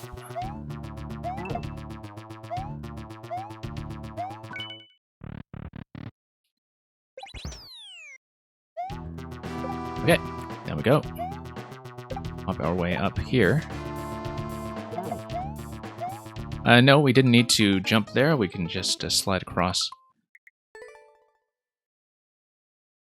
Like I said, I didn't previously have any trouble with that segment, but then we're discovering that it does have some potential complications after all, so let's go back.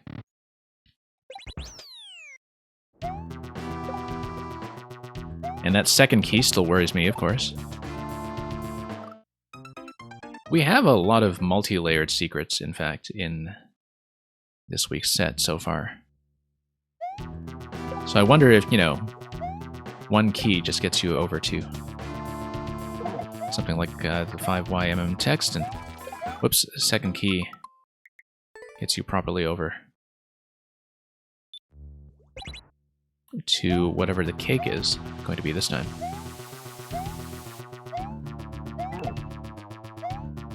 Okay, up we go.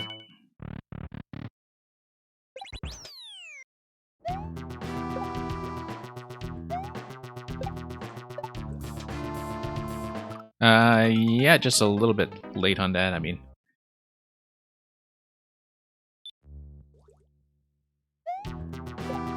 not hard to do that drop. I was just leaning forward a little bit and late on the release. Oh, I didn't actually get the key, did I? Let's redo it. Let me rethink this.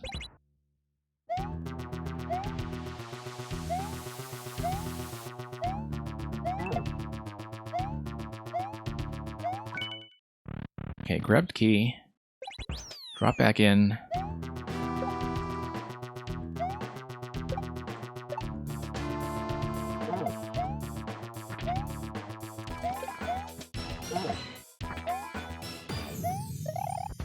Okay, now here comes the moment of truth. Otherwise, we just redo everything once more. There we go.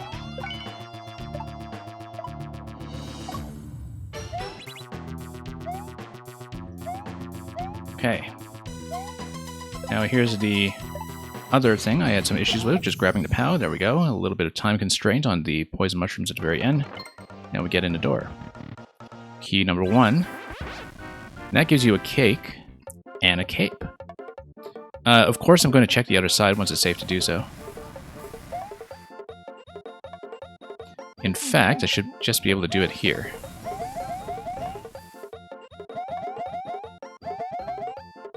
Just making sure we don't have any hitbox issues. Okay, good. You can't get locked over here. However, you can be totally missing the star. That's fine. We'll grab the star. Then we'll get in here. And that gives you another key. Okay.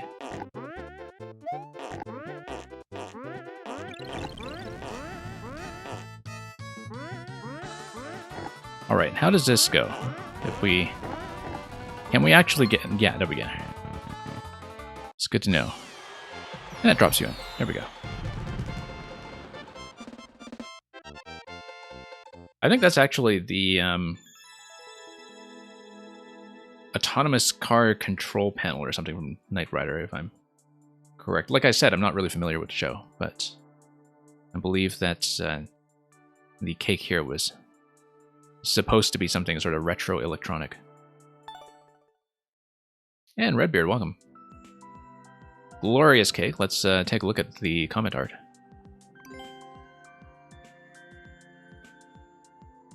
And yeah, I hope everything was sounding good on the viewer's end, by the way. I don't think I've had any audio issues yet today, but it's good to know nobody reported anything during the music level.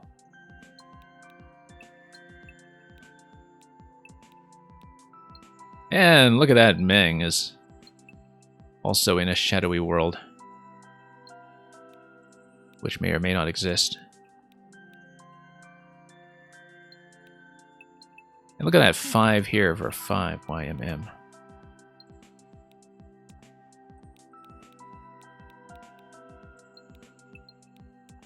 Now, this guy really needs to learn how to turn comments off. That's his problem. The Hoff has been hassled. It's kind of a nice one from Pink Tops. It also only occurs to me now that Pink Tops' own sense of style is not too far off from Hasselhoff fashion. Where are the indicators? This guy doesn't know how to throw objects without indicators, apparently. Sorry, they didn't have indicators back in the day of Knight Rider.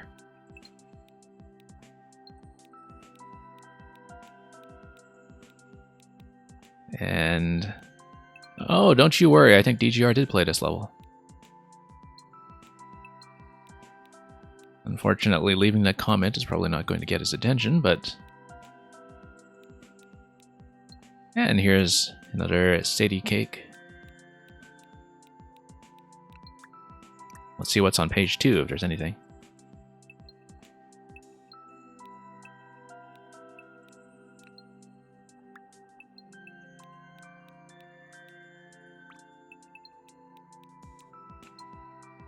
And yeah, ubiquitous Swedish fish, that's what I was trying to get at there, that,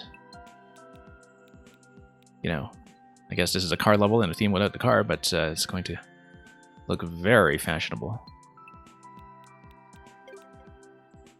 Anyway, let's move on to level 5 in this week's set. A little bit behind our usual pace, but that's because I spent too long on a secret hunt for Choo Choo's level earlier and cleared it multiple times. Next, we're going to look at Cesium Atom's Donut Dreamland. If I can find it. Ah, there we go. Donut Dreamland by Cesium Atom, also from South Korea. One of the many Korean makers that we brought in this year. Mario goes to Duncan Bowser's and tries to steal some donuts. So it's also going to be our second fast food level after having played the Taco Bell level by Axeman last week. Anyway, let's steal some donuts. Oh, you mean the indicators? Oh, yeah. No, I see what you're getting at, Swedish Fish, is that they did have indicators back then. It's just that the indicators weren't these things that were made from tracks that would tell you to throw everywhere. Blue Blur, do I think that it will be a donut instead of a cake? I think there's certainly a very good chance, but we'll see.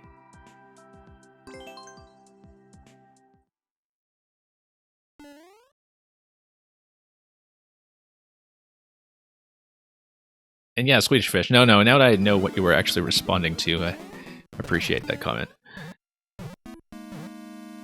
Okay, so we had a bit of an initial scroll in here, which is curious. I just want to check down here to see if anything's going on.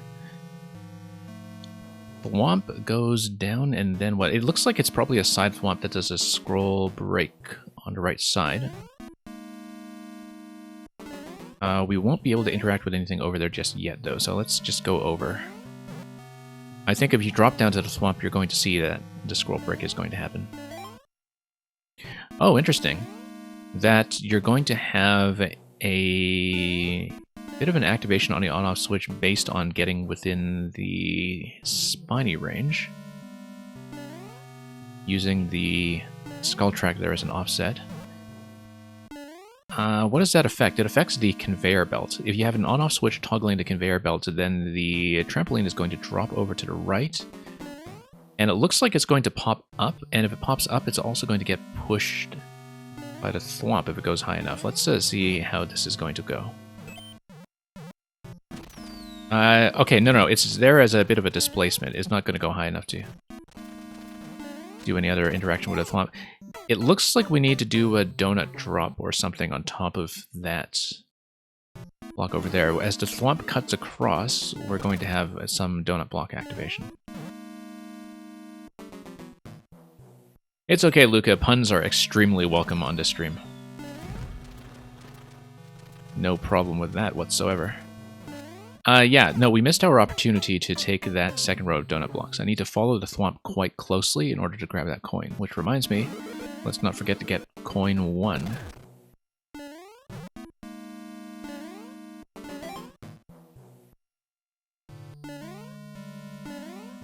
And then let's drop in and let's follow the thwomp as fast as we can. Once the scroll boundary actually lets me, no, you can't actually follow that low. But I feel like, in that case, maybe I don't need to go too quickly for that second coin. Maybe I can wait for the first round of respawning, but we'll try things and see. Yeah, because the auto-scroll after the scroll break isn't going to give me much flexibility. I do need to wait for the first set of donut blocks to respawn. A second set over here. Okay, good. The camera stops. I didn't know that. That was something that I didn't know going into this segment, so... Whoops. Didn't activate that properly.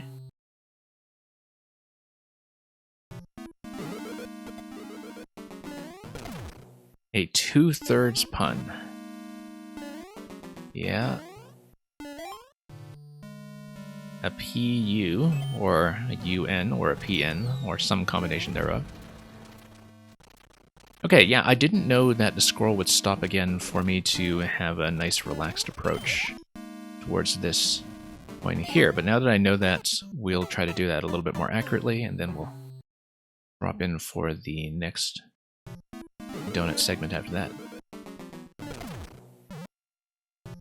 Must be interesting to see somebody speedrun this, by the way, to see if they can get over the trampoline at a higher position early on. There are a few streamers who have been doing world record attempts of the YMM levels, and they're a lot of fun to watch. Because normally you don't see too much of that done with Maker content.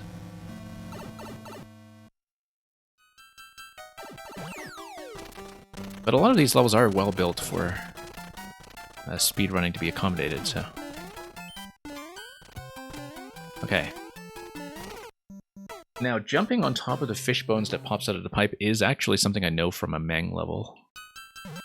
Because there was a Mang level using the fish bones and red pipes that was all about that specific interaction. And the timing was difficult for me then, it will probably continue to be difficult for me now.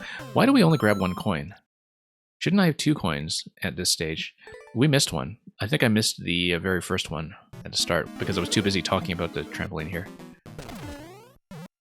Good thing I noticed. Yeah, because I just accidentally skipped that on our attempt through there, so that's okay. We'll redo this part. Pay a bit more attention this time and make sure we exit with 2 coins out of this segment.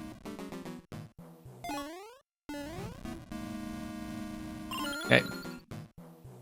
2 coins out of this segment, and then we grab the checkpoints. And yeah, Blue Blur, I did get a checkpoint, but I missed one of the pink coins. And so, it was important for me to get back in there. Come into this checkpoint with 2 coins obtained rather than 1.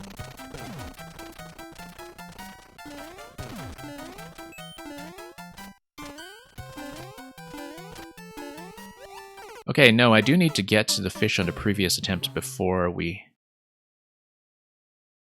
get scrolled too far to grab that coin, so... And yeah, I can see that there's some Boom Boom stacking on top of the boos as well in order to keep the thwomps completely loaded. That means that the thwomps are able to cut their way all across the level even when they are way out of range of me. That they're going to continue doing some of that donut preparation and some of that scroll breaking long before I'm actually active in the screens where that matters.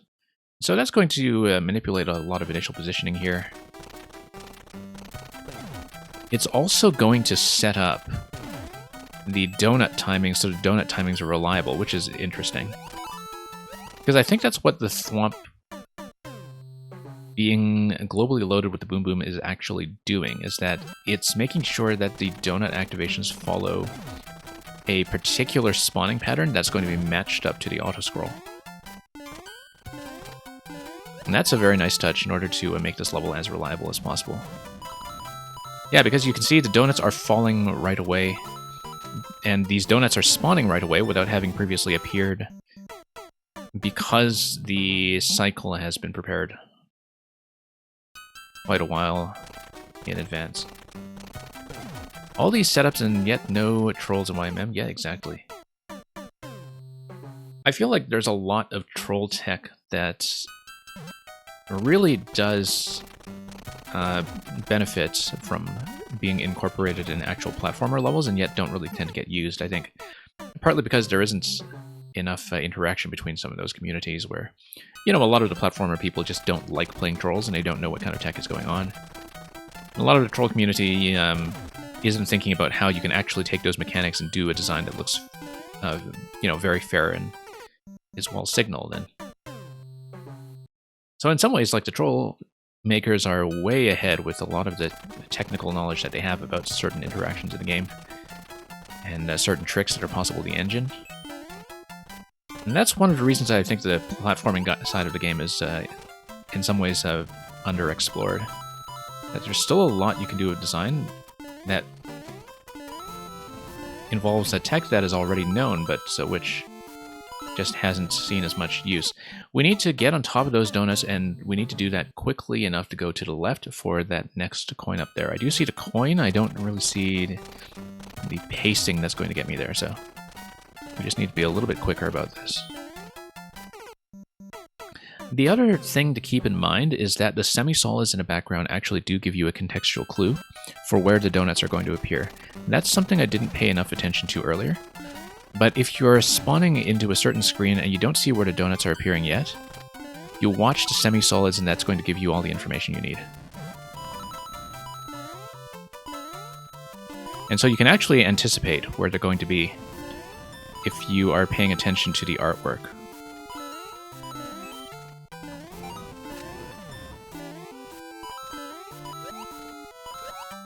Okay, nice full jumps here actually work very well with this timing.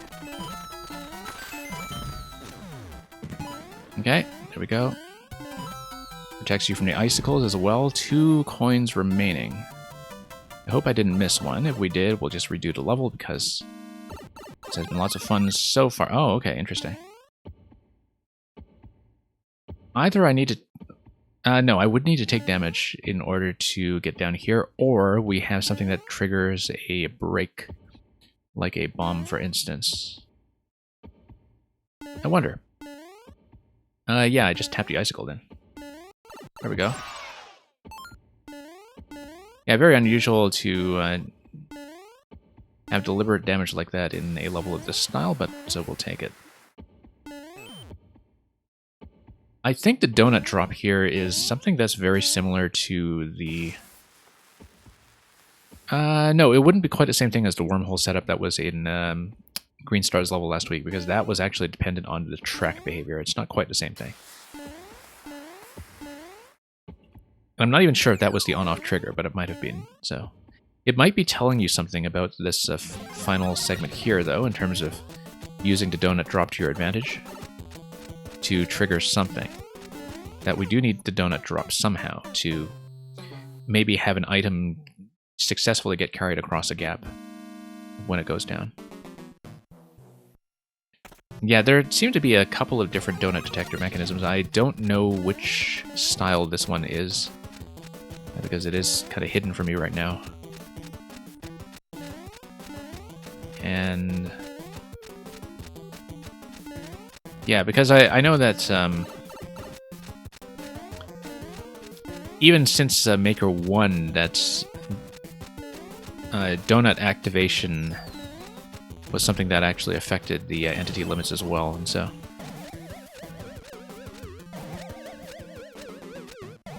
we'll see what to do with this one here. Spike ball number 1. Certainly enough space to be spawning those. And that's going to clear that space for me to do the next donut drop. That's going to push me past the next scroll, and very nice as a boss layout so far. And yeah, we're going to get a key door off Bowser, and that's not going to conflict with the key from the coins, because the safety coin for that is going to take place after the boss fight. Okay, so spike balls down here. It looks like this is a survival timer fight, with a spike ball activating the question block to the left side, and then I believe it's a survival timer, and that's not just a timer on something I'm supposed to do actively, but I haven't read enough of that room to be absolutely certain of that just yet. We'll go back there and we'll try to take a proper look at it. Yeah, I like the timing on these elements here. Thank you for the follow. Okay, same idea.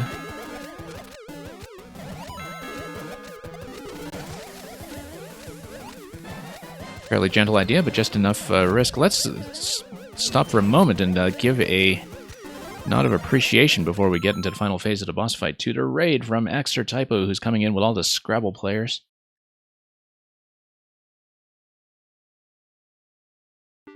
And welcome to the people coming in from the Scrabble side. We haven't streamed nearly enough of that game recently, due to some changes in scheduling with some of the groups I play with.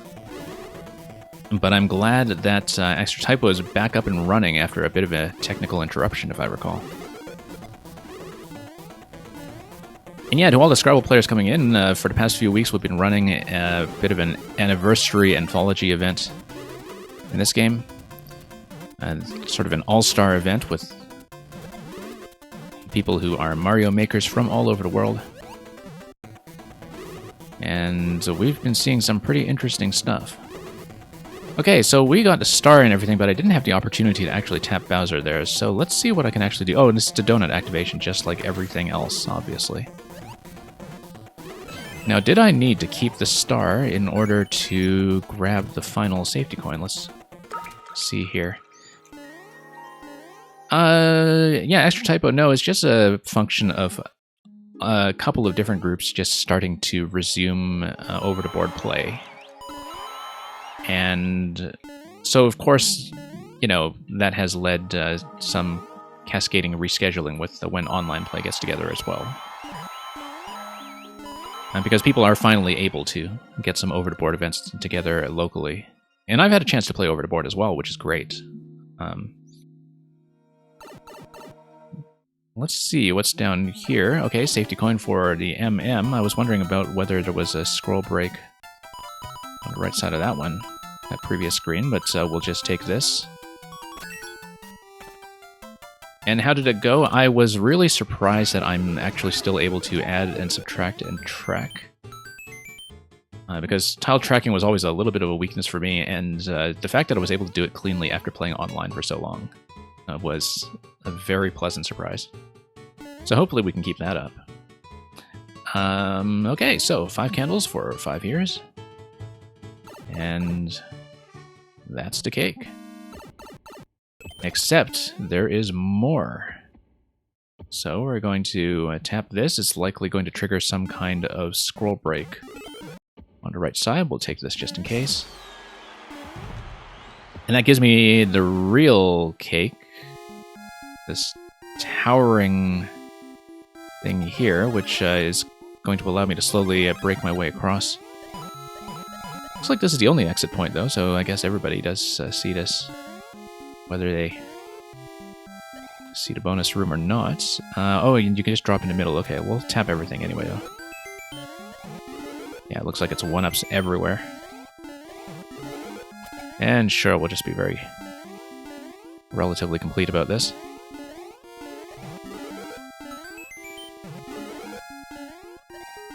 This cake only appears if you get the coins. I'm wondering how that works. Is it because there is a thwomp that is loaded or something that breaks everything, or... Because I'm looking at this and, you know, a thwomp actually would cut through everything on the bottom layer. Not all these on-off blocks, but, oh, I guess if you have no on-off toggle, then something might spawn here and just crash through everything, right? So, really nice way to do the bonus cake, if so. We'll have to maybe look at somebody else's video footage to see how the other route differs, but yeah, I always like ending screen tricks like that. That's really kind of a nice thing to see there, especially because the first cake was something that was clearly not a real thing.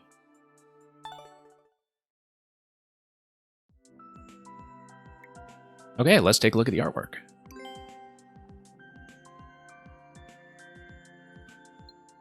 And, oh, look at Mang just devouring that donut. Oh yeah, to answer that question earlier than Blue Blur, we did in fact get a cake at the end and not just a donut from the donut shop.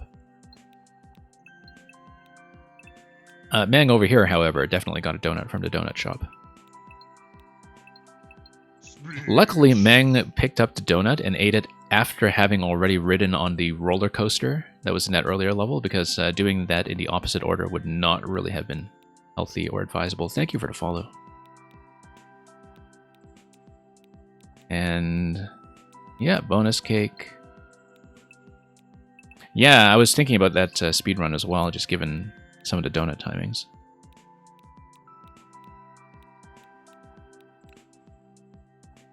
Anyway, great creation over there by Cesium Atom, particularly with that bonus cake at the end. Let's take a look at number 6 in this week's set, which is going to be Spring Sanctuary.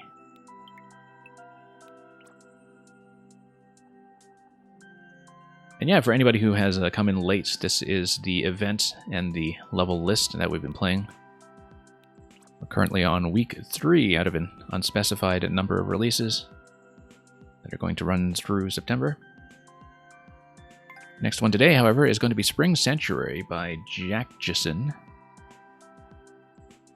Scale the subterranean of the sacred sanctum or seed to a sizable sacrifice.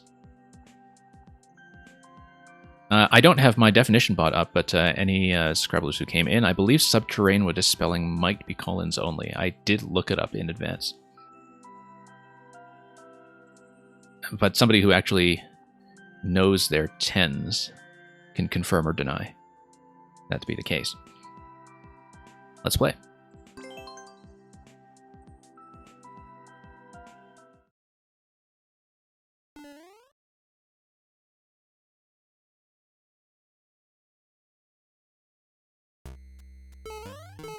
Okay. This brings you up, and yeah, that's going to take you over, and I guess it's more of a soft tutorial zone just to make sure you understand that your vine direction is going to affect your bounce direction afterwards. And once you understand that mechanic, then you're pretty solid for the rest. Nice to see a level actually make use of the fact that the climb in the SMB1 style is directionally sensitive in terms of which side of Divine you're getting in. Both subterranean and subterranean with the other spelling are Collins, okay. Good to know. Whoops, let's not do that. We need to lean into that bounce in order to get down into the slope, so yeah, it's going to teach you all these little things you need to know to control this appropriately. And yeah, you don't want to climb down into this because I think it bounces you, and that's what this segment here is teaching you not to do. Maybe. In that case, if we face left, yeah, then we just point up and climb into the spring. If we climb into the spring, continue holding up, then we get the next vine cling just fine. Okay, down we go. So yeah, nice use of the collision logic here with your tile placement as well as the bounce. And then we want to go left. One-way panel is going to protect me on that side. Yeah, that should be fine, except we need to bounce properly off the spring in the middle in order to go back up. And Blue Blur, you like levels like this. Is it the bouncing parts that appeals to you, or? It's a pretty good mix of these two mechanics, though. I remember seeing a lot of vine climbing levels in Maker 1 that often used the Donkey Kong costumes, in fact, back when we still had those. That would make use of this directional mechanic. I haven't really seen much make use of that property of Divine Climb in quite a while, in fact. Partly because I don't really play the super precision stuff, which would make use of those interactions. Okay, that was surprisingly readable. That was nice. And then... yeah, I need to just let the thwomp bounce me. That's the issue, is that I keep thinking about getting on top of the thwomp when I should actually let it push me.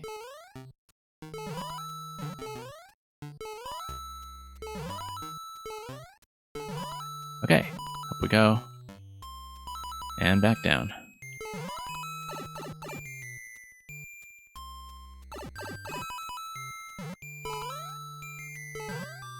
Okay.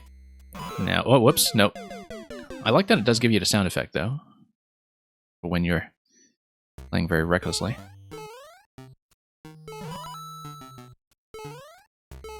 You don't know if I have enough lives. We either always or never have enough lives. No, we're just making an infinite number of attempts on this, of course.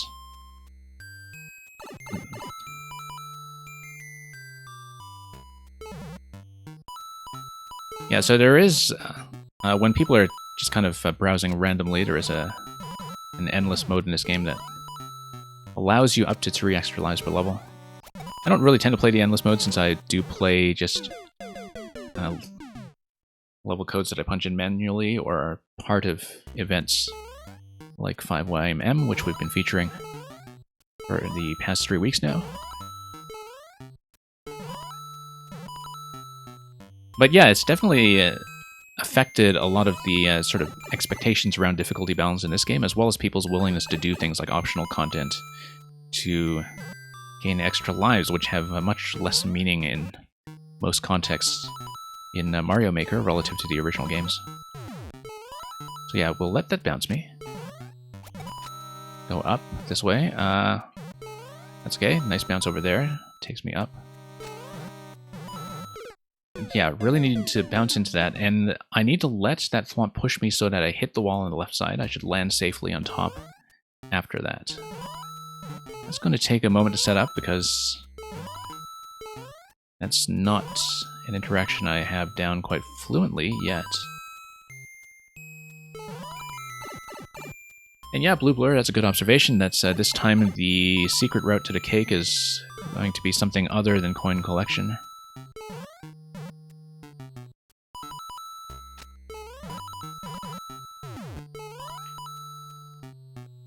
And yeah, it's kind of a nice mix, in fact, between the cake routes that involve collection and the ones that are more about finding the exit. Sort of a nice balance week to week between things that are execution dependent and things that are more about exploration and discovery.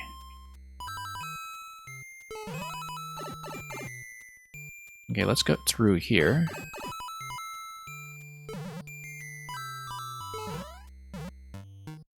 Whoops, no.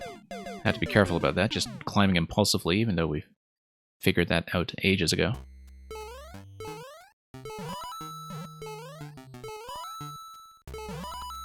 Okay. Up we go.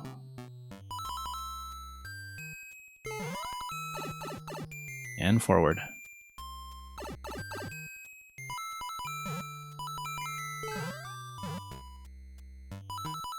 Now, yeah, we'll just try to do this. As you can see, the bounce does get me on top of the thwomp, and that's an interaction we need to remember for later. Okay, close call over there. Whoa, I didn't expect that bounce. But it works. That's going to get me over to checkpoint 1. And now we need to ride the thwomp momentum in order to get all the way to the next spring, which is going to take me up immediately.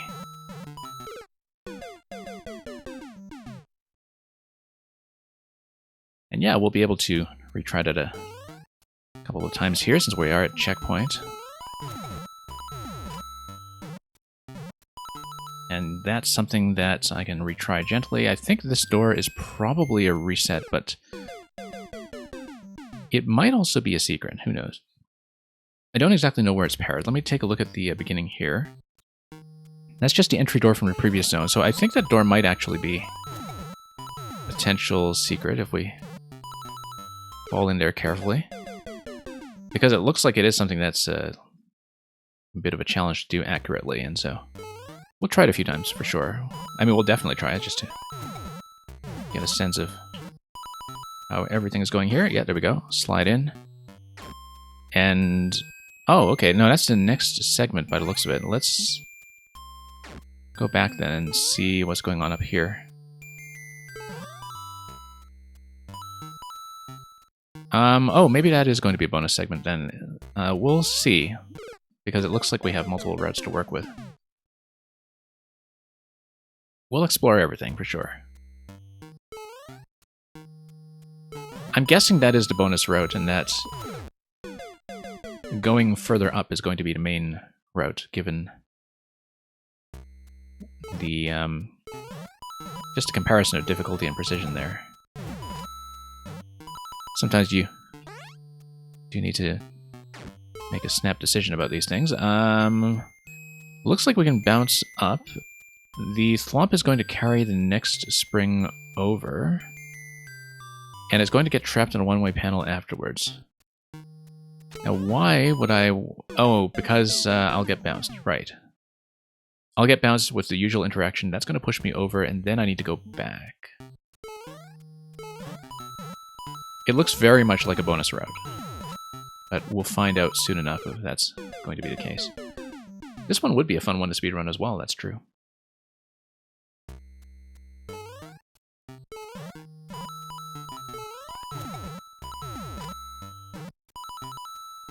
Yeah, some of these momentum mechanics I do recognize from one of the levels in 4YMM last year as well. Different kinds of setups there, though. It didn't have this vine climb interaction that is so central to this level, working the way it does. We do need forward momentum in order to fall there accurately, I think. I can't really do that off the vine.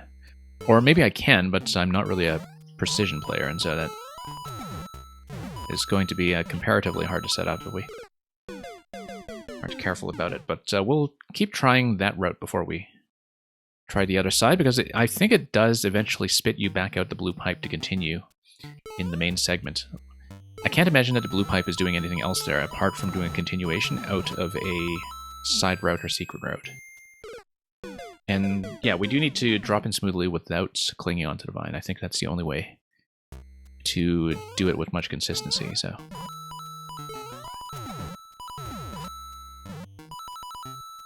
There we go. Okay, once again, we will bounce here. And then we bounce to the left, which then allows me to climb. That gets me up here. Now, the Thwomp is going to slam there. It's not going to do anything for me, though. And then blue pipe over to the next segment. Okay. So pipe is going to take me to the other subworld, and we know from there that we'll likely have the continuation pipe taking us back into this segment. Just structurally, it seems to make sense for that to be the cake route. Particularly given some of the difficulty tuning of it with those multi-part setups relative to what we see in the main road here, so... We'll go back there and we'll try to make that happen. I feel like it was pretty manageable on the first go, given that we managed to get all the way, whoops, to the end there. Let's redo that bounce.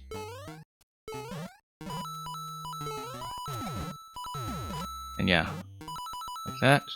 Slide in. And here, if we plan accurately, the execution is not that difficult.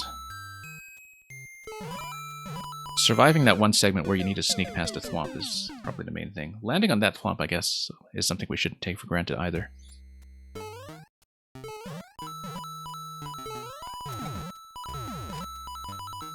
No, once again, we need to aim that landing a little bit better if we want to get into the door.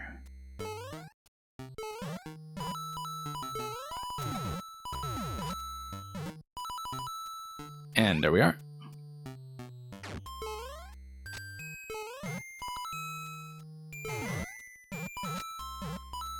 Okay.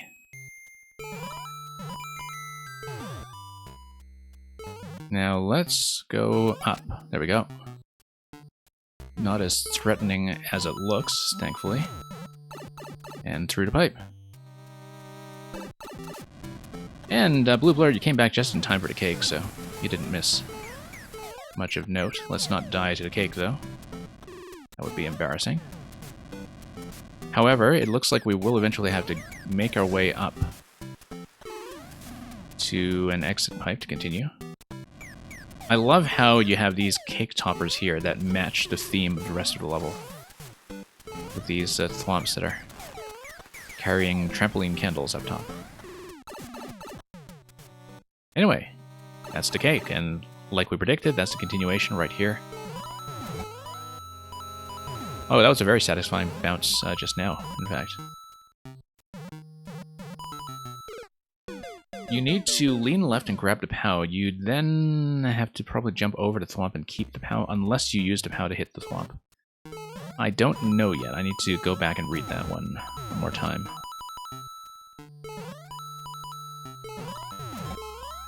Okay.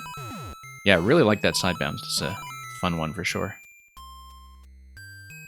Okay. Let's read this. You bounce over, you grab the POW. There's no reason to keep the POW, because you would need to do Divine Climb after that anyway, so the point of the POW is to hit the thwomp. But we don't want to lean left that far. We want to hit the wall first, drop down, and then lean left. So that's going to be the method.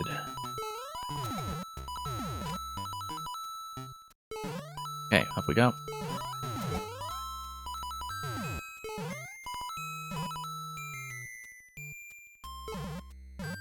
Nope, just didn't get that bounce.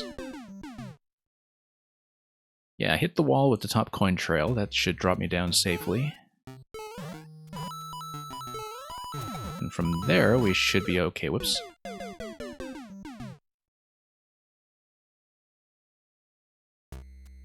Pretty spiky all around, though.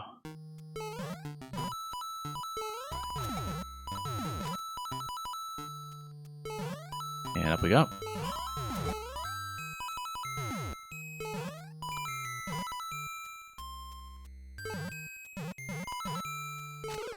Yeah, we need to grab it immediately and just chuck it.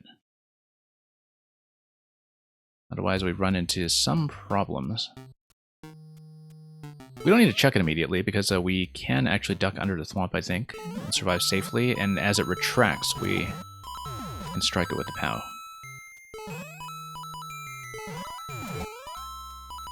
Okay. We go. Nope. In fact, surviving... You know what? The thwomp is actually just going to hit the POW by itself. I don't see why we're thinking about doing that. I can just duck under the thwomp. The thwomp's going to hit the POW by itself. No need to do any manipulation of that manually.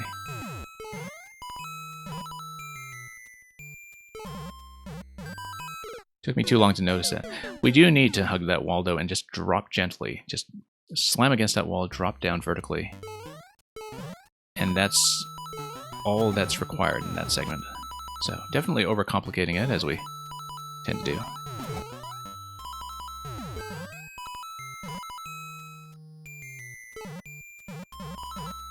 There we are. And then up, and then that thwomp is going to load the sideways trampolines on the left side. Nice timing there. Nice timing. Okay. Now, the saw blades are going to do what? It's just sort of an anti-cheese tool, I think, with how that's loaded in. Yeah, I saw that spike, I just didn't know how to plan that jump with all those coin trails there, so we'll go back, we'll try to rethink that. Okay. Over here. Nope, a little bit off that time. I think it was hanging back a little bit out of the lower bounce. That was getting me into a bit of trouble.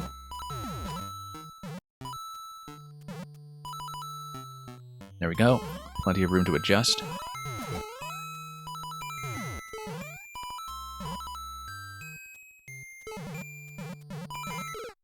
Yeah, once again, we should not hang back. We need to slam into the wall and drop. I mean, I know that, but we do have some platforming habits that don't work well with precision techniques, like knowing how to drop safely down that one tile column.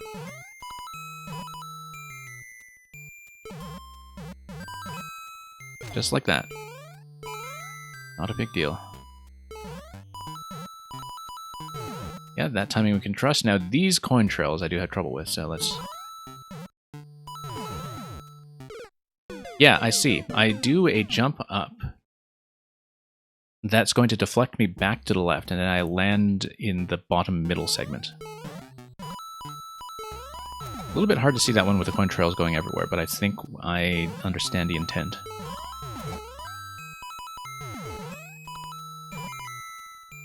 Yeah, that seesaw interaction is quite nice. Okay, did that safely for once.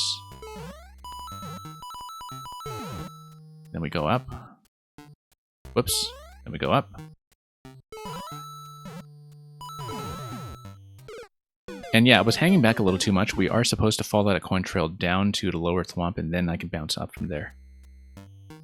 Blue Blur, do I have any level ideas for you to make? Well, I guess it depends on what you're thinking of in terms of style. I think if you just watch a lot of what we feature on the stream, that's going to be the likeliest source of inspiration. Definitely a lot of the makers we feature here are far more creative than anything you'll hear directly from me, so... I mean, that's part of why we try to feature a lot of really creative makers on the stream. It's just that, as people who are also active in the game, it's a good way to get some inspiration. I wonder how I activated the launch so early that previous time, but as long as we can avoid it. Still hanging back too much, as you can see. I sort of don't trust that coin trail, you know, with a full bounce to get me down the way I want, instead of landing me on top of that spike in the middle, which is a bit difficult to visualize. And so I am overcompensating for that and pulling back to the right too hard every single time I'm there, when I should actually just trust a bounce. Almost went too far that time.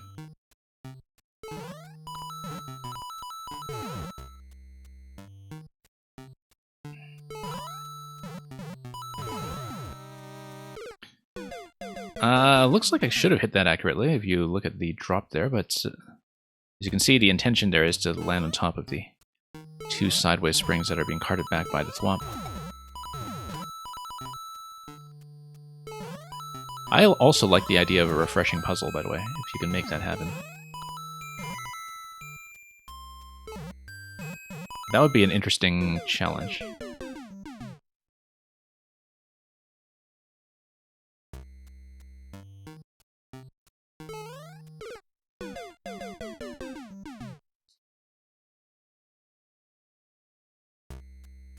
Okay.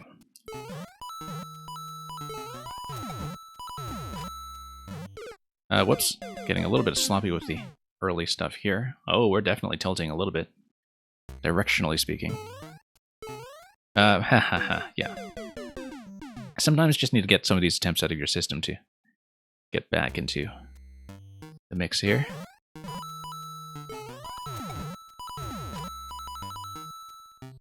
Get that sloppiness out of the way.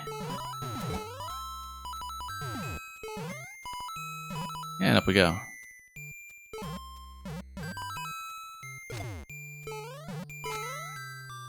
Okay. Forward.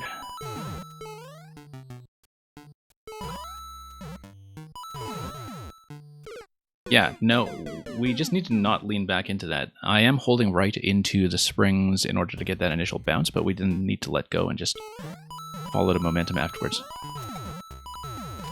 It's clearly the thing I'm doing wrong.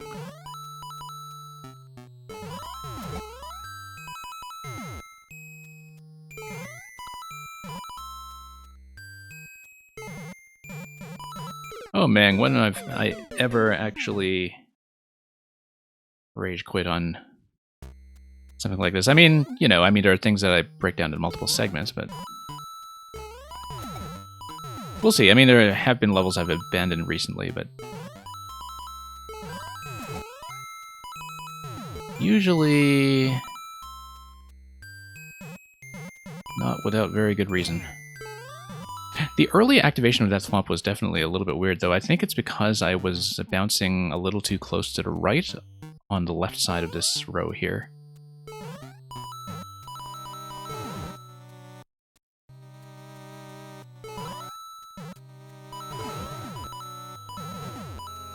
Okay, there we go. That's clean.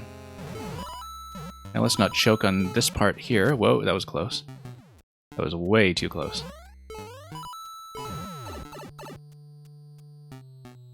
And checkpoint 2. Lots to go.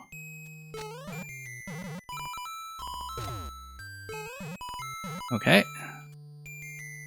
And yeah, just slipped off there, but it's actually very easy to see what to do here. You just get on top of that stack and ride it out. And it's quick, but it's readable. Blue Blur, I will probably not be streaming tomorrow, but sometimes we have some bonus streams, if I can schedule them in. I've been trying to do more puzzle sessions recently, because we've got a lot to catch up on. Whoops. Yeah, just still sliding a little too far there. What is my standing on kazoos? I think kazoos, given the right kind of orchestration, can actually blend surprisingly well, depending on the sort of musical composition you're going for. Oh, about Kaizo. Yeah. No, I know you're talking about Kaizo. Well, I mean, I can do it to some extent, far better than I used to be able to. I think that sometimes it's a little bit too strict in terms of, you know, the player behavior that it's requiring. But it really depends on the designer. I find that, well, I'll get back to that discussion after we close this level out, first of all, because we did find a cake route and see the ending. There have definitely been some Kaizo levels, Aegis Cook, that I have enjoyed. But in general, I find that I like levels that have a little less emphasis on execution and more emphasis on sort of decision-making and creativity on the part of the player. And so the balance, of course, is going to be quite different depending on the difficulty of a given platformer. But particularly if things are like really strict at a point where they must be over-indicated, otherwise they just don't work. Like, I find that's when things begin to get a little outside my range. Anyway, let's take a look at the artwork. Now look at what Mang's up to this time. Deciding which side of the vine to climb on, obviously. And yeah, I quite like the cake route on this one. Just this optional path that's off to the side that is this very significant chunk of content by itself, which is not so commonly the kind of bonus structure that we've seen in the project levels so far.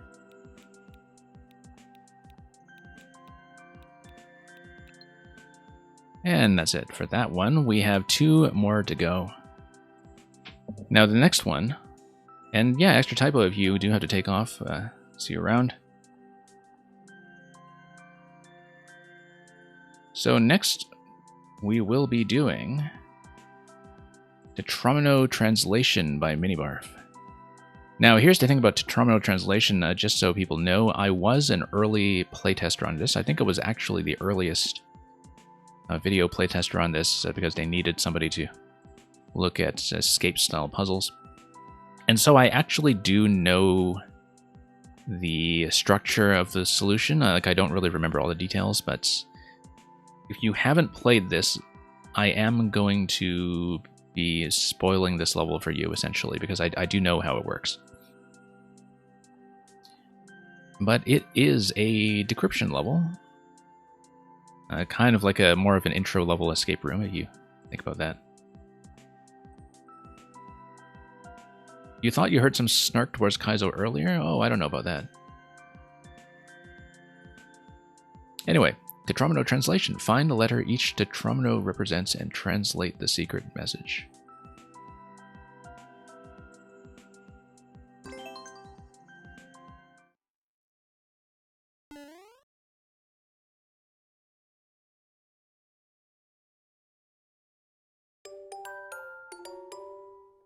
Okay, so key up front and the key up front. Let's see what this is.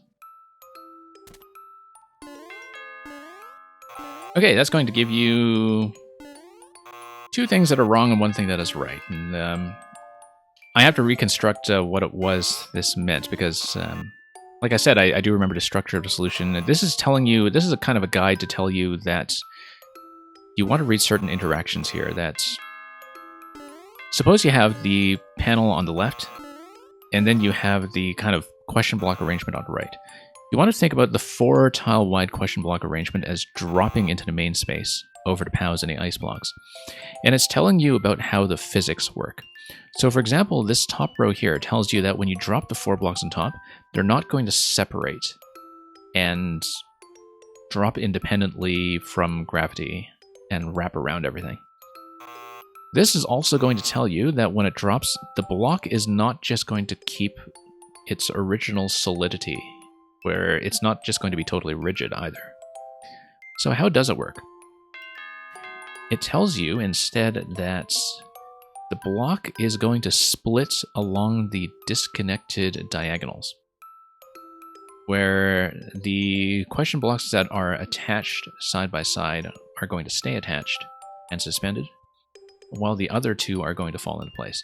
So that just gives you a sort of initial reading of the rule set for how to do anything else. Now, of course, we only sort of know this because I've seen what is to come, which is stuff like this. So now you think about this piece, and you think, oh, that's going to drop in, that's going to do like a Tetris line clear now. You do have to get back out and drop back in order to see that once more, but we'll just tour each of these rooms and I'll show you what's going on. Now, as with any kind of a decryption escape, one of the first things that we try to look for is some kind of entry room or key room, in case something turns out to be a combination, but it might also just be a series of instructions. And here's something that looks kind of like a face, although it's also like sort of a giant version of everything we saw earlier,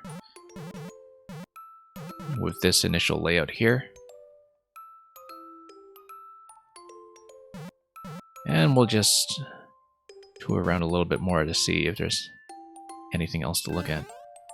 When I initially playtested this, this was the one element that I actually didn't get immediately.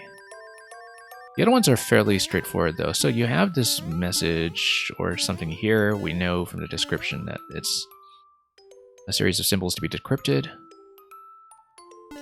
And one of the first things we look for, of course, we count characters to make sure it's not some kind of alphanumeric clue. We also look for repetitions. Because sometimes the presence of repetitions, like this piece with this piece, tells you that this is not just going to be like this alphabetic key with no overlaps, for instance. So whenever you do escape rooms, you look for stuff like that to narrow down the possibilities.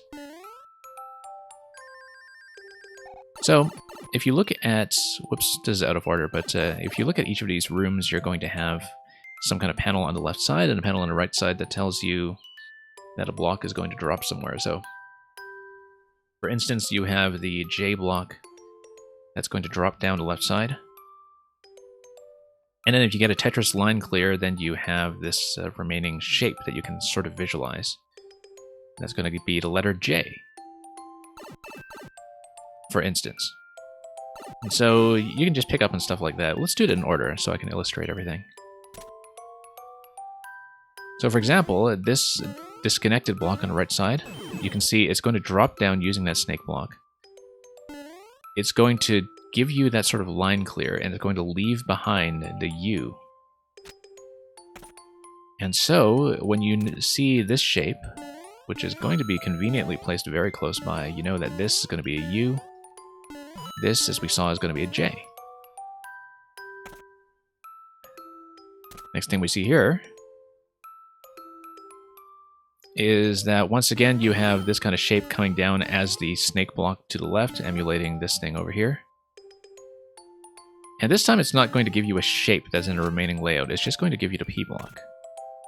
So I'll just show you that one more time. Like I said, I'm going to totally spoil the solution here. So yeah, you see this whole stack here, you see just enough room for, you know, this piece to do the same kind of function as the Tetris block that is the J block flipped. And it's just going to leave behind a P switch. And it's going to be this thing over here. That's the character we're looking at.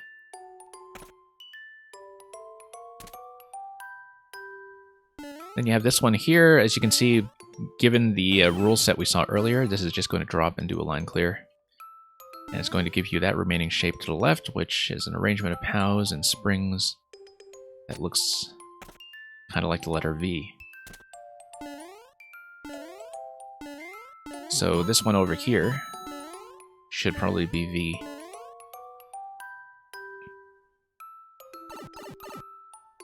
Now the thing is, the more familiar you get with this, the more sensible things start to look, because, well, you'll see.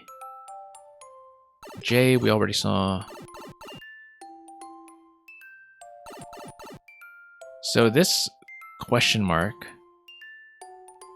basically it tells you that some kind of mystery piece has to drop in here and do a line clear, and that you have to eliminate those lines, for instance. And that the thing that remains is going to be probably an A, except you have to kind of reverse engineer this and say, okay, so what kind of block arrangement do I need in order to get an A? Like, what kind of block would follow the physics rule set that we have here? And what it would be is, it would be an arrangement that has, first of all, 2 blocks that are going to fall into that second row from the bottom, and clear that out Tetris style, and then the 2 blocks that are on the outside are going to fall into that slot that remains and clear out the bottom row afterwards. And yeah, this is absolutely peak platforming. So we'd be looking for a shape.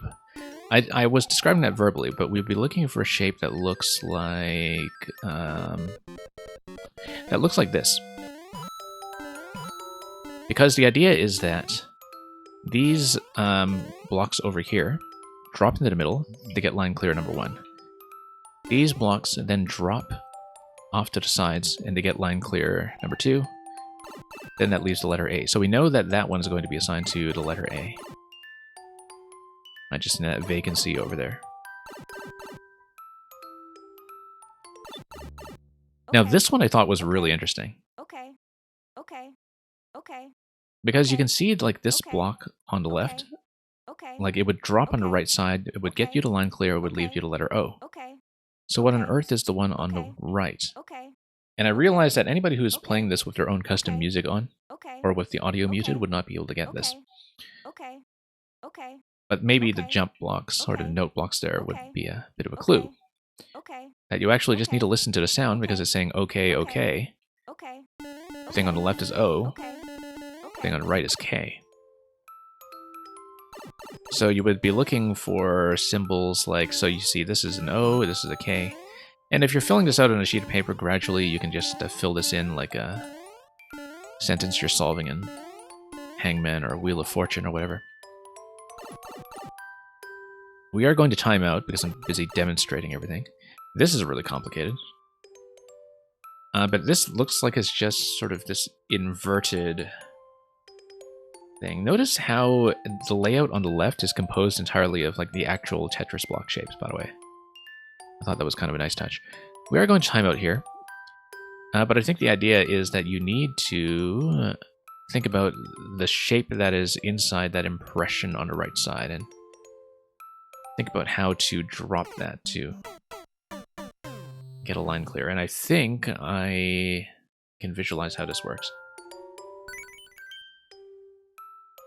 And so let's get back to that one, because that one is a bit more challenging to see. I think it was... Did we actually see all these clues? Let me just make sure. No, we didn't. This is the cake. And because it's the cake, you know that it's going to be something like 5YMM. And that basically gives you, for instance, the letter M. Like, you're sort of supposed to know by implication here that 5YMM is actually the thing that matches the respective tiles on the right side.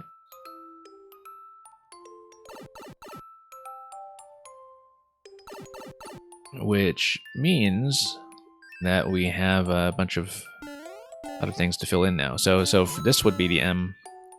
So you would have, for instance, the first word being J-U-M-P. Now here's a very subtle thing that you might not notice.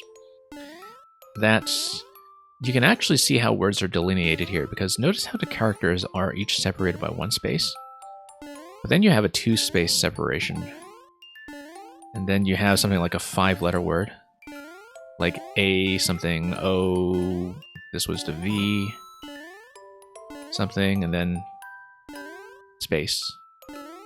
3 words, space, space. And because of that, if you just know how to discern things from sentence structure, you can see that like this has to be a 1-letter word, so this is either I or A, and A is already taken, so it's almost certainly I, and you can corroborate that. Because first of all, it's the I block, and secondly, yeah, like it's the I Tetris block. And secondly, there probably is a clue for it somewhere.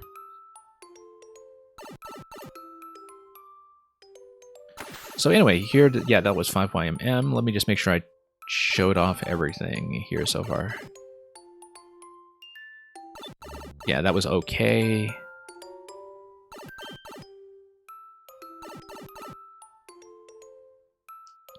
So back to this one. So there's some kind of inversion going on here, where we are looking for the symbol that is left in the impression on the right side, which is going to be this one here.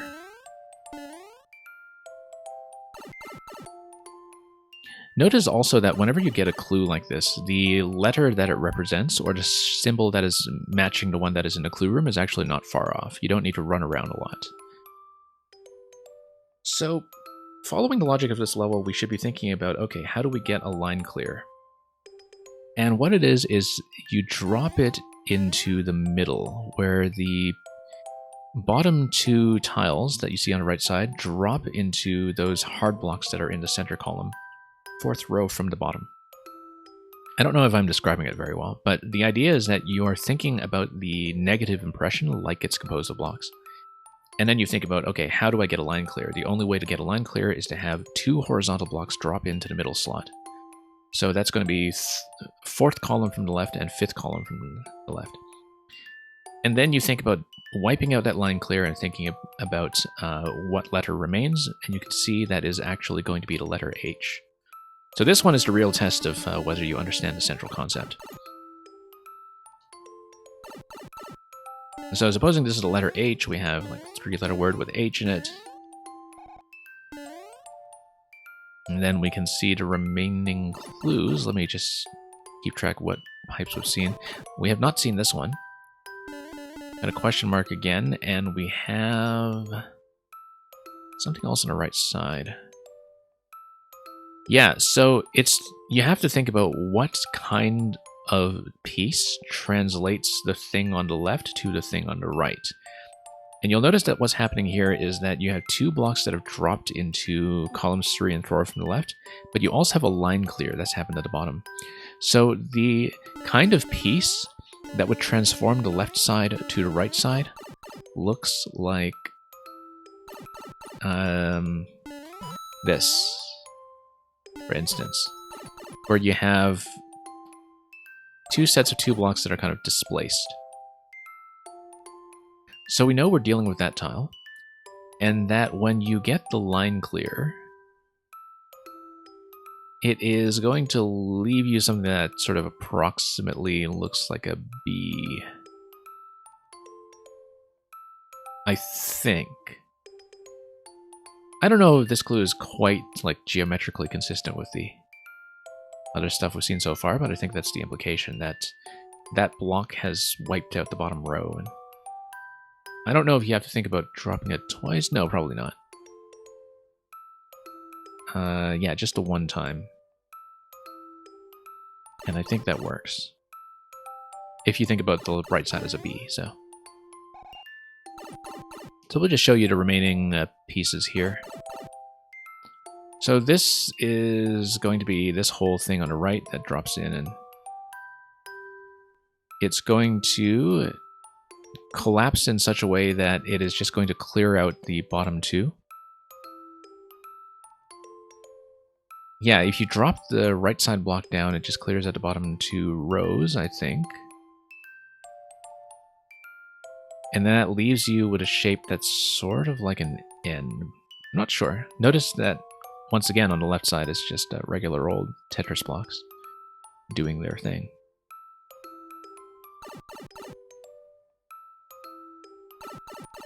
But yeah, let's take a look at that. Oh, it's kind of in reverse, where... This one is actually kind of backwards, I think.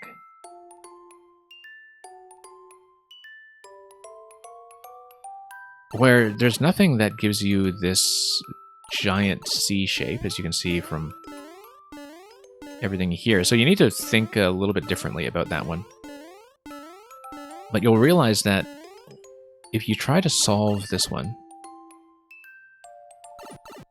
the remaining shape, when you drop the right side block onto the left, is going to give you this shape that's right over our head right here. So it's actually just sort of a reverse clue, where it's telling you that C gives you this, and so C corresponds to this. And so it's kind of backwards in relation to everything else. I don't know how well people are doing with that clue in particular.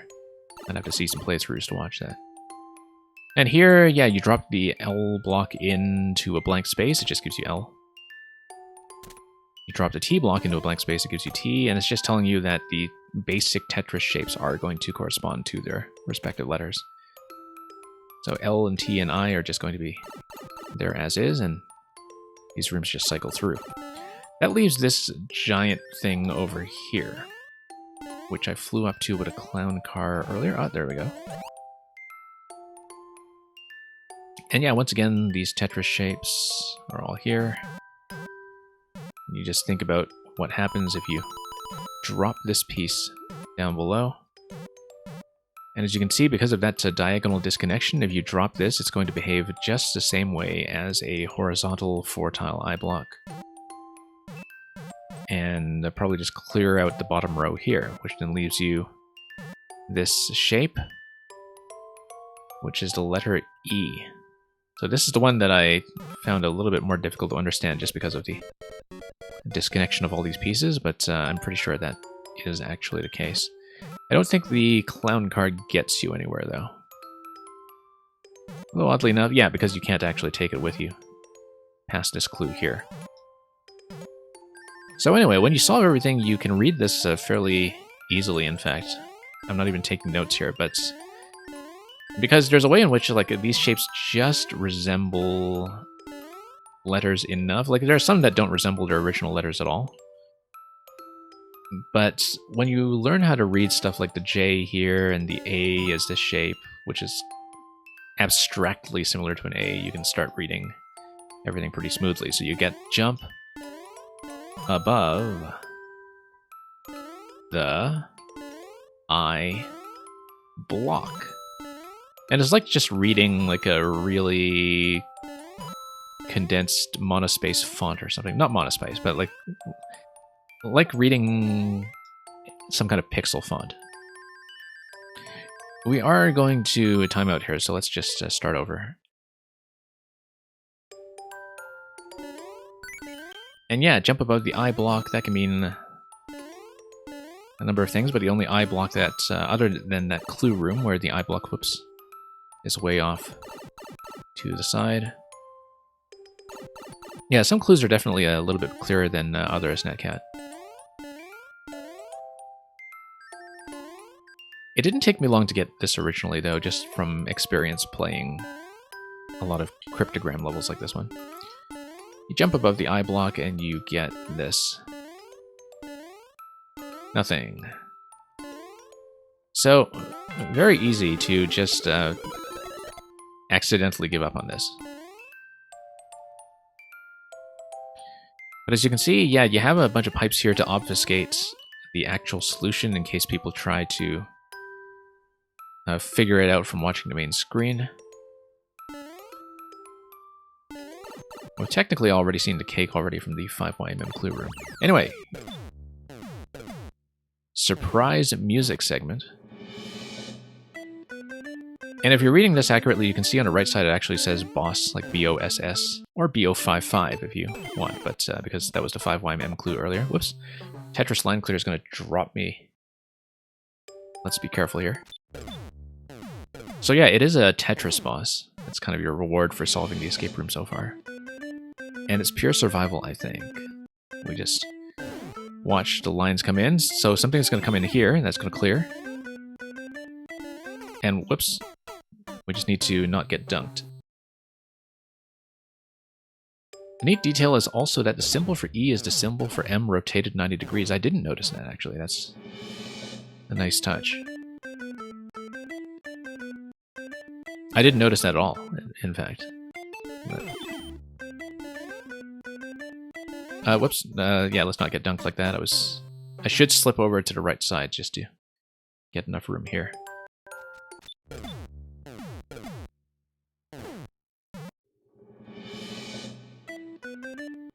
Yeah, I haven't really seen much in the way of Mini-Barf escape puzzles before. I have seen a lot of Mini-Barf music bosses. Like, I played a couple of those on a stream. Bosses that have some kind of musical element to them, so we wait for some kind of line clear on the right side. We're still safe over here until we have the opportunity to go left. Everything's going to clear out, and luckily we survive. That's all there is to it. But yeah, the way that the snake blocks are broken, and this just says bye, I think, B-Y-E. You understood a symbol for E from reading a thumbnail of the level. Let's take a look.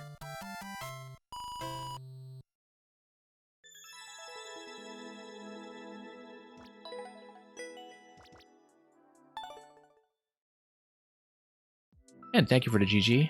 Yeah, because it says decode, and if you look under the dates, you can kind of see in the thumbnail that it just says Tetris.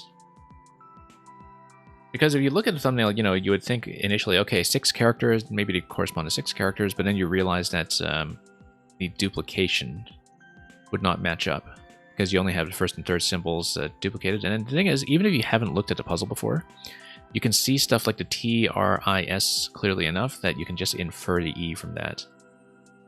Because Tetris is pretty clearly what it says. So, thank you for the GGs. That was quite a fun time. Oh, I see Aura's been on this recently as well. It's usually not a puzzle guy. So that must have been interesting. Anyway, let's take a look at the comments.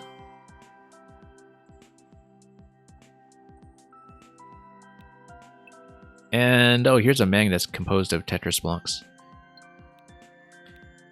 Yeah, if any of you were here for our playthrough of the indie map-making game Carto a couple of weeks ago, you'll remember that there was a bit of a Tetris element to that as well, where by the end of the game you're kind of building a map out of Tetris blocks.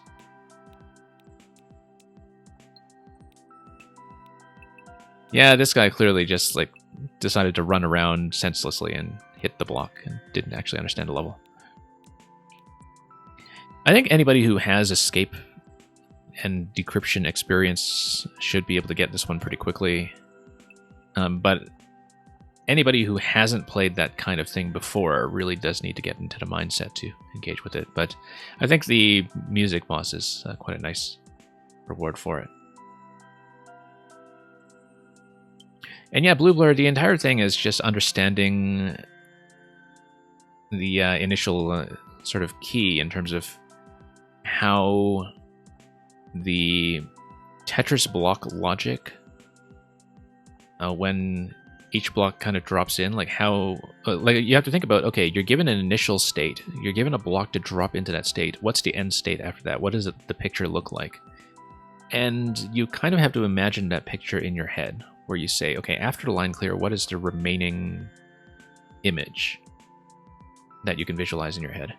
And the thing that I was in the middle of talking about earlier is that the sort of neat mechanical thing going on here is that the way that the snake blocks drop out as they expire, how they manage to match the shapes in certain clue rooms, even with those broken diagonals, that there's quite a lot of control going on here with how the snake blocks look as they expire and drop into the screen in a way that people would usually normally ignore, because by that point they're no longer really interactable.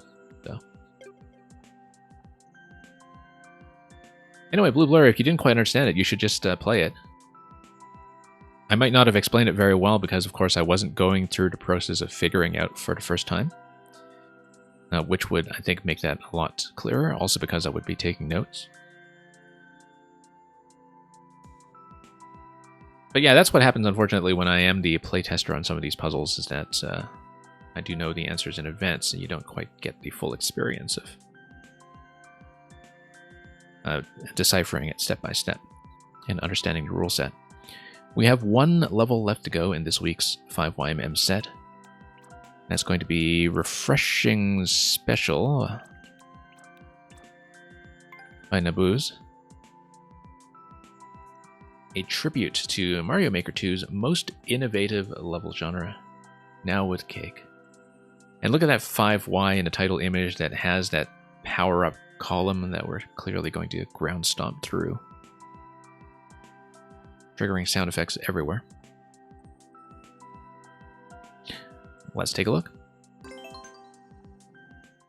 And yeah, despite a slow start in some of the earlier levels, we are catching up a bit.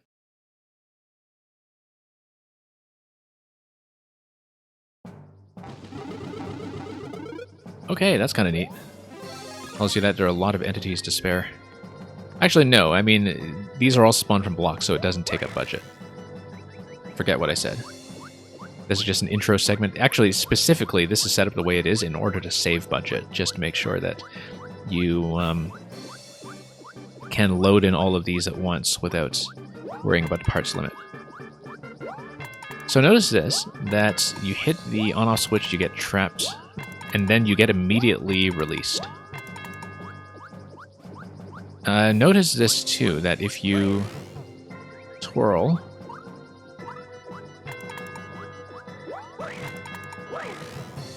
I think, yeah, well, let's do the level. Blue Blur, this will be the last one I play today, yes. And then there will be more 5YMM levels coming in next week.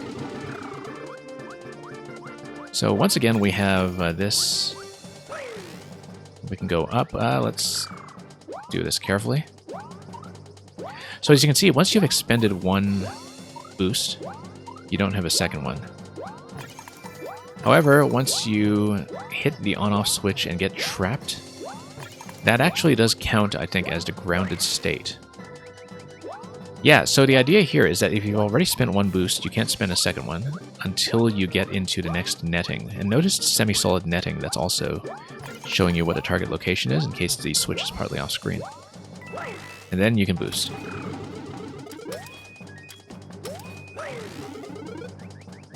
Yeah, this is really neat, in that it's a level that actually makes good use of the propeller, which we haven't seen nearly enough of. Because in some ways the propeller implementation makes it one of the more awkward items in this game. And so yeah, you need to hit the next station in order to get the boost back. And we're a little bit short, so we need to redo this. With a little bit of wall jumping.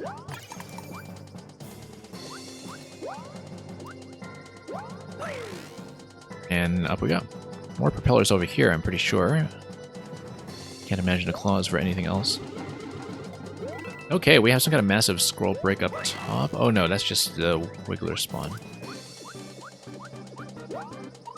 Okay, let's wall jump up to this guy.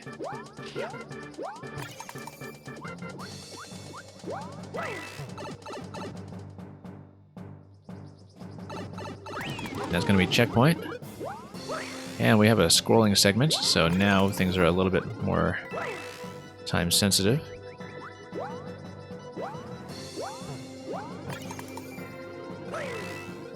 I thought it was going to come in a little bit low there, but I think we're fine. Okay, good. Yeah, so we should hit those refresh stations whenever they're available. I'm not going to mentally track whether I still have the propeller or not for one boost, unless I really have to. Much better to just hit every station we can. I think I am going to go a bit low here. No. Ah, there's a coin down there out of a possible 2 coins. And so we can actually continue going low and landing on the Wigglers towards that bottom track and grabbing coin 1.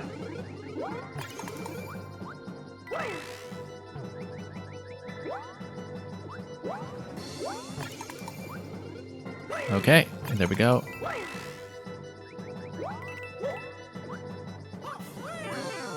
Nope. That is going to be death eventually. Actually, no. It looks like you can probably safely ride that Wiggler for a little bit, and then things are not going to go so well. But if you want the secret down low, you clearly do need a propeller to remain active. So we'll just use it sparingly.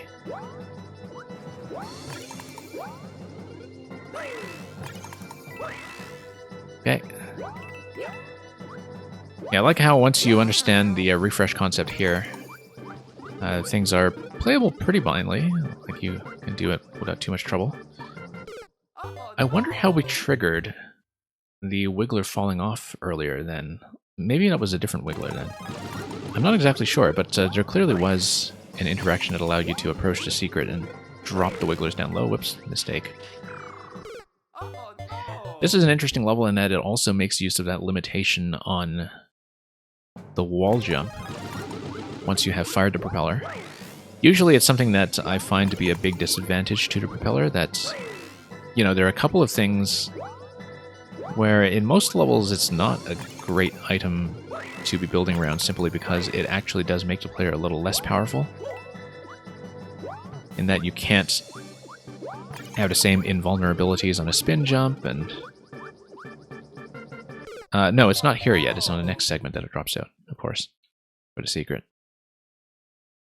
Yeah, because it disables the wall jump, it also disables a lot of the spin jump invulnerability that you would get by spinning on certain objects like thwomps, for instance. And so the propeller, you know, can be very limiting, but then this level is actually making use of that in a nice way, in that it's definitely to its advantage that in certain places it prevents the wall jump, for instance. And yeah, if you're in the mushroom state by that point, you just die from not being able to go up.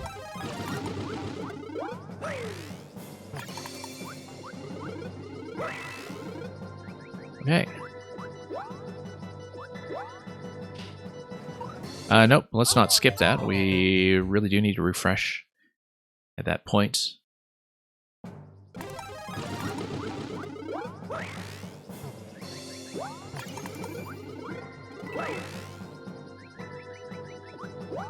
And yeah, in terms of the boost state, so we've seen a lot of levels like that using the Tanuki Leaf as well as the Squirrel before, in terms of getting bounces on enemies. But the nice thing about this one is that the central refresh mechanic is a switching mechanic, not an enemy bouncing mechanic. And that by itself makes it very different from how a lot of these usually work.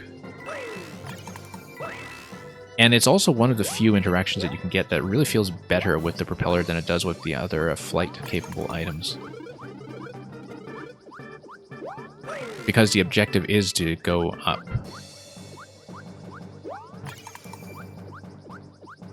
And straight up and just hit that target in a very satisfying way. There we go. Nope. That's okay, we can land. Land. There you go, and that's the great thing about the setup here, is that you can retry like that. Fairly smoothly, in fact. Now, that's going to drop you down through the 5YMM text. Nope. That's an issue.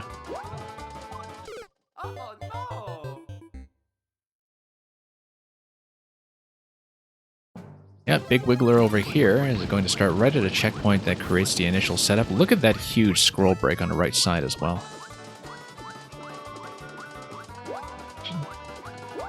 Just to control all of that initial loading in. That's not the way to do it. Yes, the Wiggler does go back to the left. What do I like better, Propeller or Acorn? I think Blue Blur, in most circumstances, as I was saying, the Acorn is a much more playable item. That's why I'm glad they added the Acorn in a later patch. I mean, this is a great Propeller levels, but there's a reason that great Propeller levels are hard to come by. And it's that the Propeller limits your moveset in ways that other items don't. We need to just go over and take the first netting on the right. 5YMMMM, exactly. Luca. Yeah, so blue blur, as I was saying, the propeller's main hindrances is that you can't interact with walls after the boost, and you also... We should have done multiple refreshes there, but hey. Yeah, we needed to, in fact. But also just that you can no longer do a safe spin jump on top of surfaces that normally you would survive with a spin jump. And there are a couple of other things that the propeller I find is just difficult to design around because, you know, people try to use it with things like vertical auto-scroll and then they realize quickly that that's actually, whoops, kind of a bad idea because you're just constantly pushing against a ceiling, for instance. And that with other kinds of vertical climb levels, it's very easy to just outpace what the level is trying to let you do. Here it's not an issue because we are eventually going to do a bit of a climb, but everything is paced according to the track. And so we will be going up eventually, but not before we've had a bit of sideways play first, and the camera just follows you. It's not something like an auto-scroll camera. This is a really satisfying interaction, that multiple refresh going on.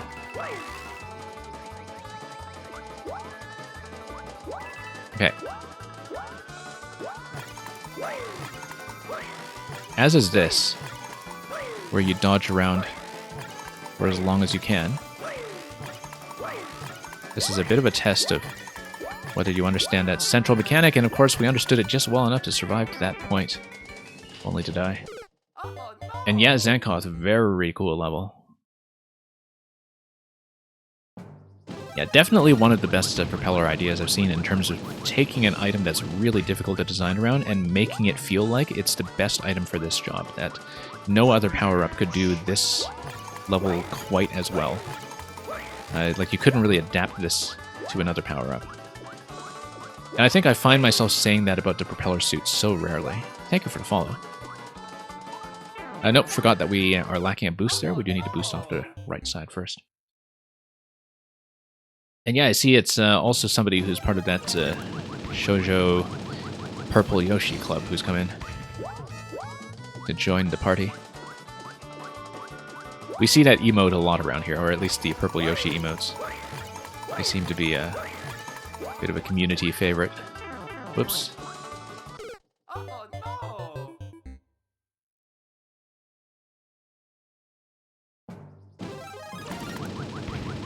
And yeah, you can see that there is the safety coin over the key door on the right side if you looked very carefully at the top right as we spawn into this area here. So we actually have the only secret coin that I need.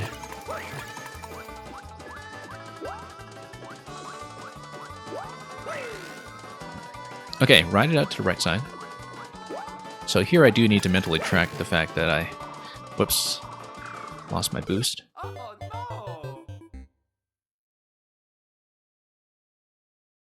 And yeah, I feel like the netting being used as that background decoration to give a little bit of extra context for the on-off clinging locations is a really nice touch.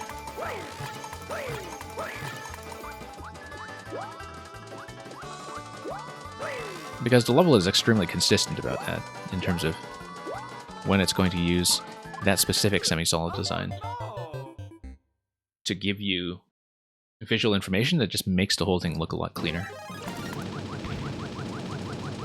And yeah, the wiggle the cannon bit, if you're talking about the part that spawns you in initially, is just using the cannon as a vertical push to get you completely synchronized with the wiggler while everything is also being set up on the right side. So the way this works is that this way it ensures that even though the player has full control of the camera, the timings are going to be totally consistent because of the way that the right side is being loaded in past the scroll break that happens at the very start. I think that's what's going on. Let's pay attention.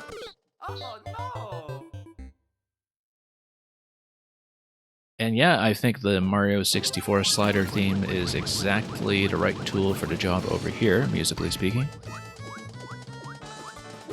But yeah, you can see that huge scroll break going on there, and that's, I think, at least partly a sort of synchronization tool to make sure everything's going to behave as intended in terms of all these track setups here. So because you're dropping in, the thing that you avoid is any kind of issue with spawn timing inconsistency that's introduced by the player scrolling the camera upwards at some unpredictable time, because you just preload something early on instead.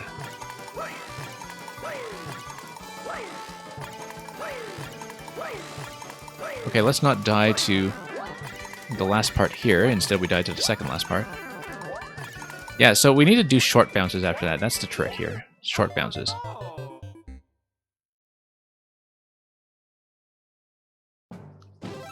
So yeah, the interaction of getting stuck inside on-off blocks was something that actually changed with one of the early patches, if I recall correctly. There are certain levels from the earliest weeks of Mario Maker 2 that no longer work if you try to reconstruct them, because something has changed with some of the collision rules for getting stuck in blocks. I know that's true of certain things like Super Ball projectiles getting stuck in blocks as well, that a couple of interactions don't work the way they used to.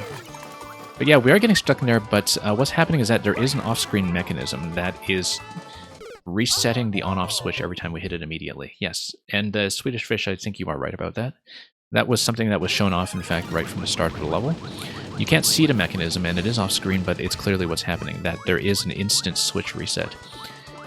If any of you have been playing 5YM from the start, you would recognize that there was something similar in the first level, the Hot Rod Blaster Road, where there would always be an instant reset on the on-off switch in that level as well.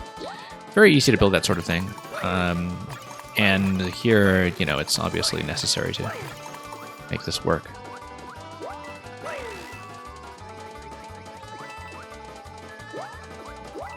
Okay, let's go up. Dodge this thing. And yeah, afterwards we'll be doing short bounces once we are saved by the Wiggler. Like that. Okay, that's going to give you the secret. And yeah, Zenkov, I'm glad you appreciate this. And of course, this is refreshing special. So of course, we're going to do this.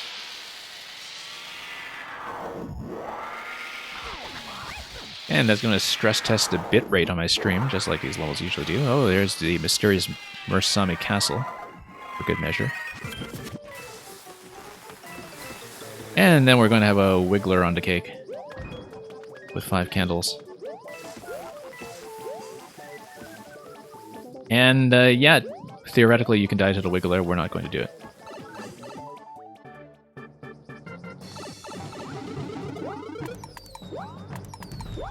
So the nice thing here is that it gives you infinite retries in the flagpole if your boost is a little bit off. Not just because of this final netting over here. So. There we go. And yeah, Blue Blur, the cakes have definitely been upsized recently. So there's this one fellow on Twitter who, if some of you have seen me play some escape rooms and some other things before, you would have seen his name on some First Clears.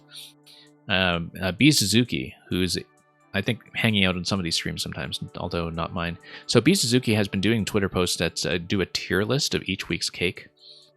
And it seems like he has a taste for some of the cakes that are particularly large and extravagant. And so I think the 5YMM makers are starting to scale up a little bit in response.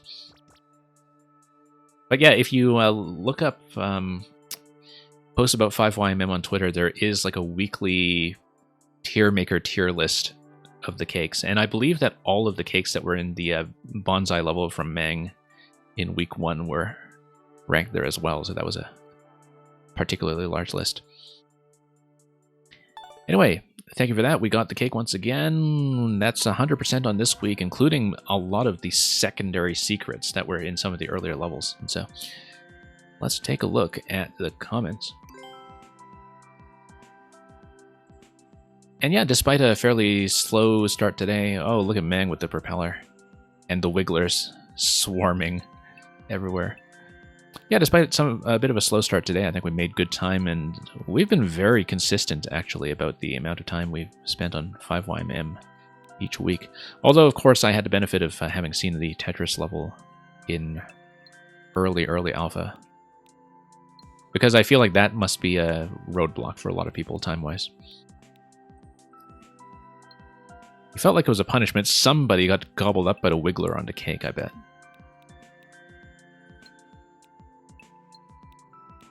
And yeah, Natcat feels refreshed. That's why Natcat is still hanging out on this stream and offering me GGs with the rest of you. And let's see what else there is here. But yeah, definitely a very, very good propeller level, which is an absolute rarity in this game. I feel like there's a lot in Mario Maker 2 that remains to be explored just because people have kind of overlooked some things that don't really feel great out of the box and feel very difficult to design around out of the box, but which can be turned into a really good concept if you just have the right ingredients together the way they are in this level.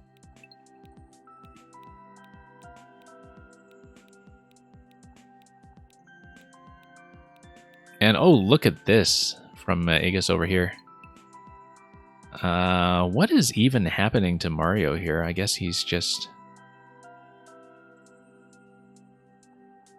like, I can't tell if he's just salivating for refreshment or... I mean, he is wearing the propeller hat here. I think he's just stuck. Like, this is what Mario looks like when he's just sort of petrified inside the block. Is he even alive when he comes out the other side? That's a good question. We're not going to think too hard about that. And yeah, the artwork is always a bit of a treat. I always love going through the comments on the 5YMM levels because they do bring out some really spectacular stuff. Anyway, that is it for this week's set. We got 100% once again. And we will be back for week 4 a week from now, probably. But there's going to be some other programming between now and then. I was away this past weekend, but viewer levels will continue next weekend. And that's on the Friday to Saturday and Saturday to Sunday streams. To play some of these levels yourself, do check out the 5YMM site, because you can also see the trailer for each week that was very lovingly animated and put together by Lecter. And yeah, have fun with all of these if you are playing them yourselves or replaying them for speed times or whatever. We might have some kind of extra stream for puzzles or some other feature later this week, but I'll announce that on the Discord if anything does open up. In the meantime, let's see if we can send you on to somebody else interesting, as usual. And I'll take a minute to scan around for that, but that is all from my end, so thank you so much for watching. All of you have a good week. Have some excellent Mario making and playing. And in the short term, just have a good morning, night, or whatever it is in your time. Have a good day, and fare thee well.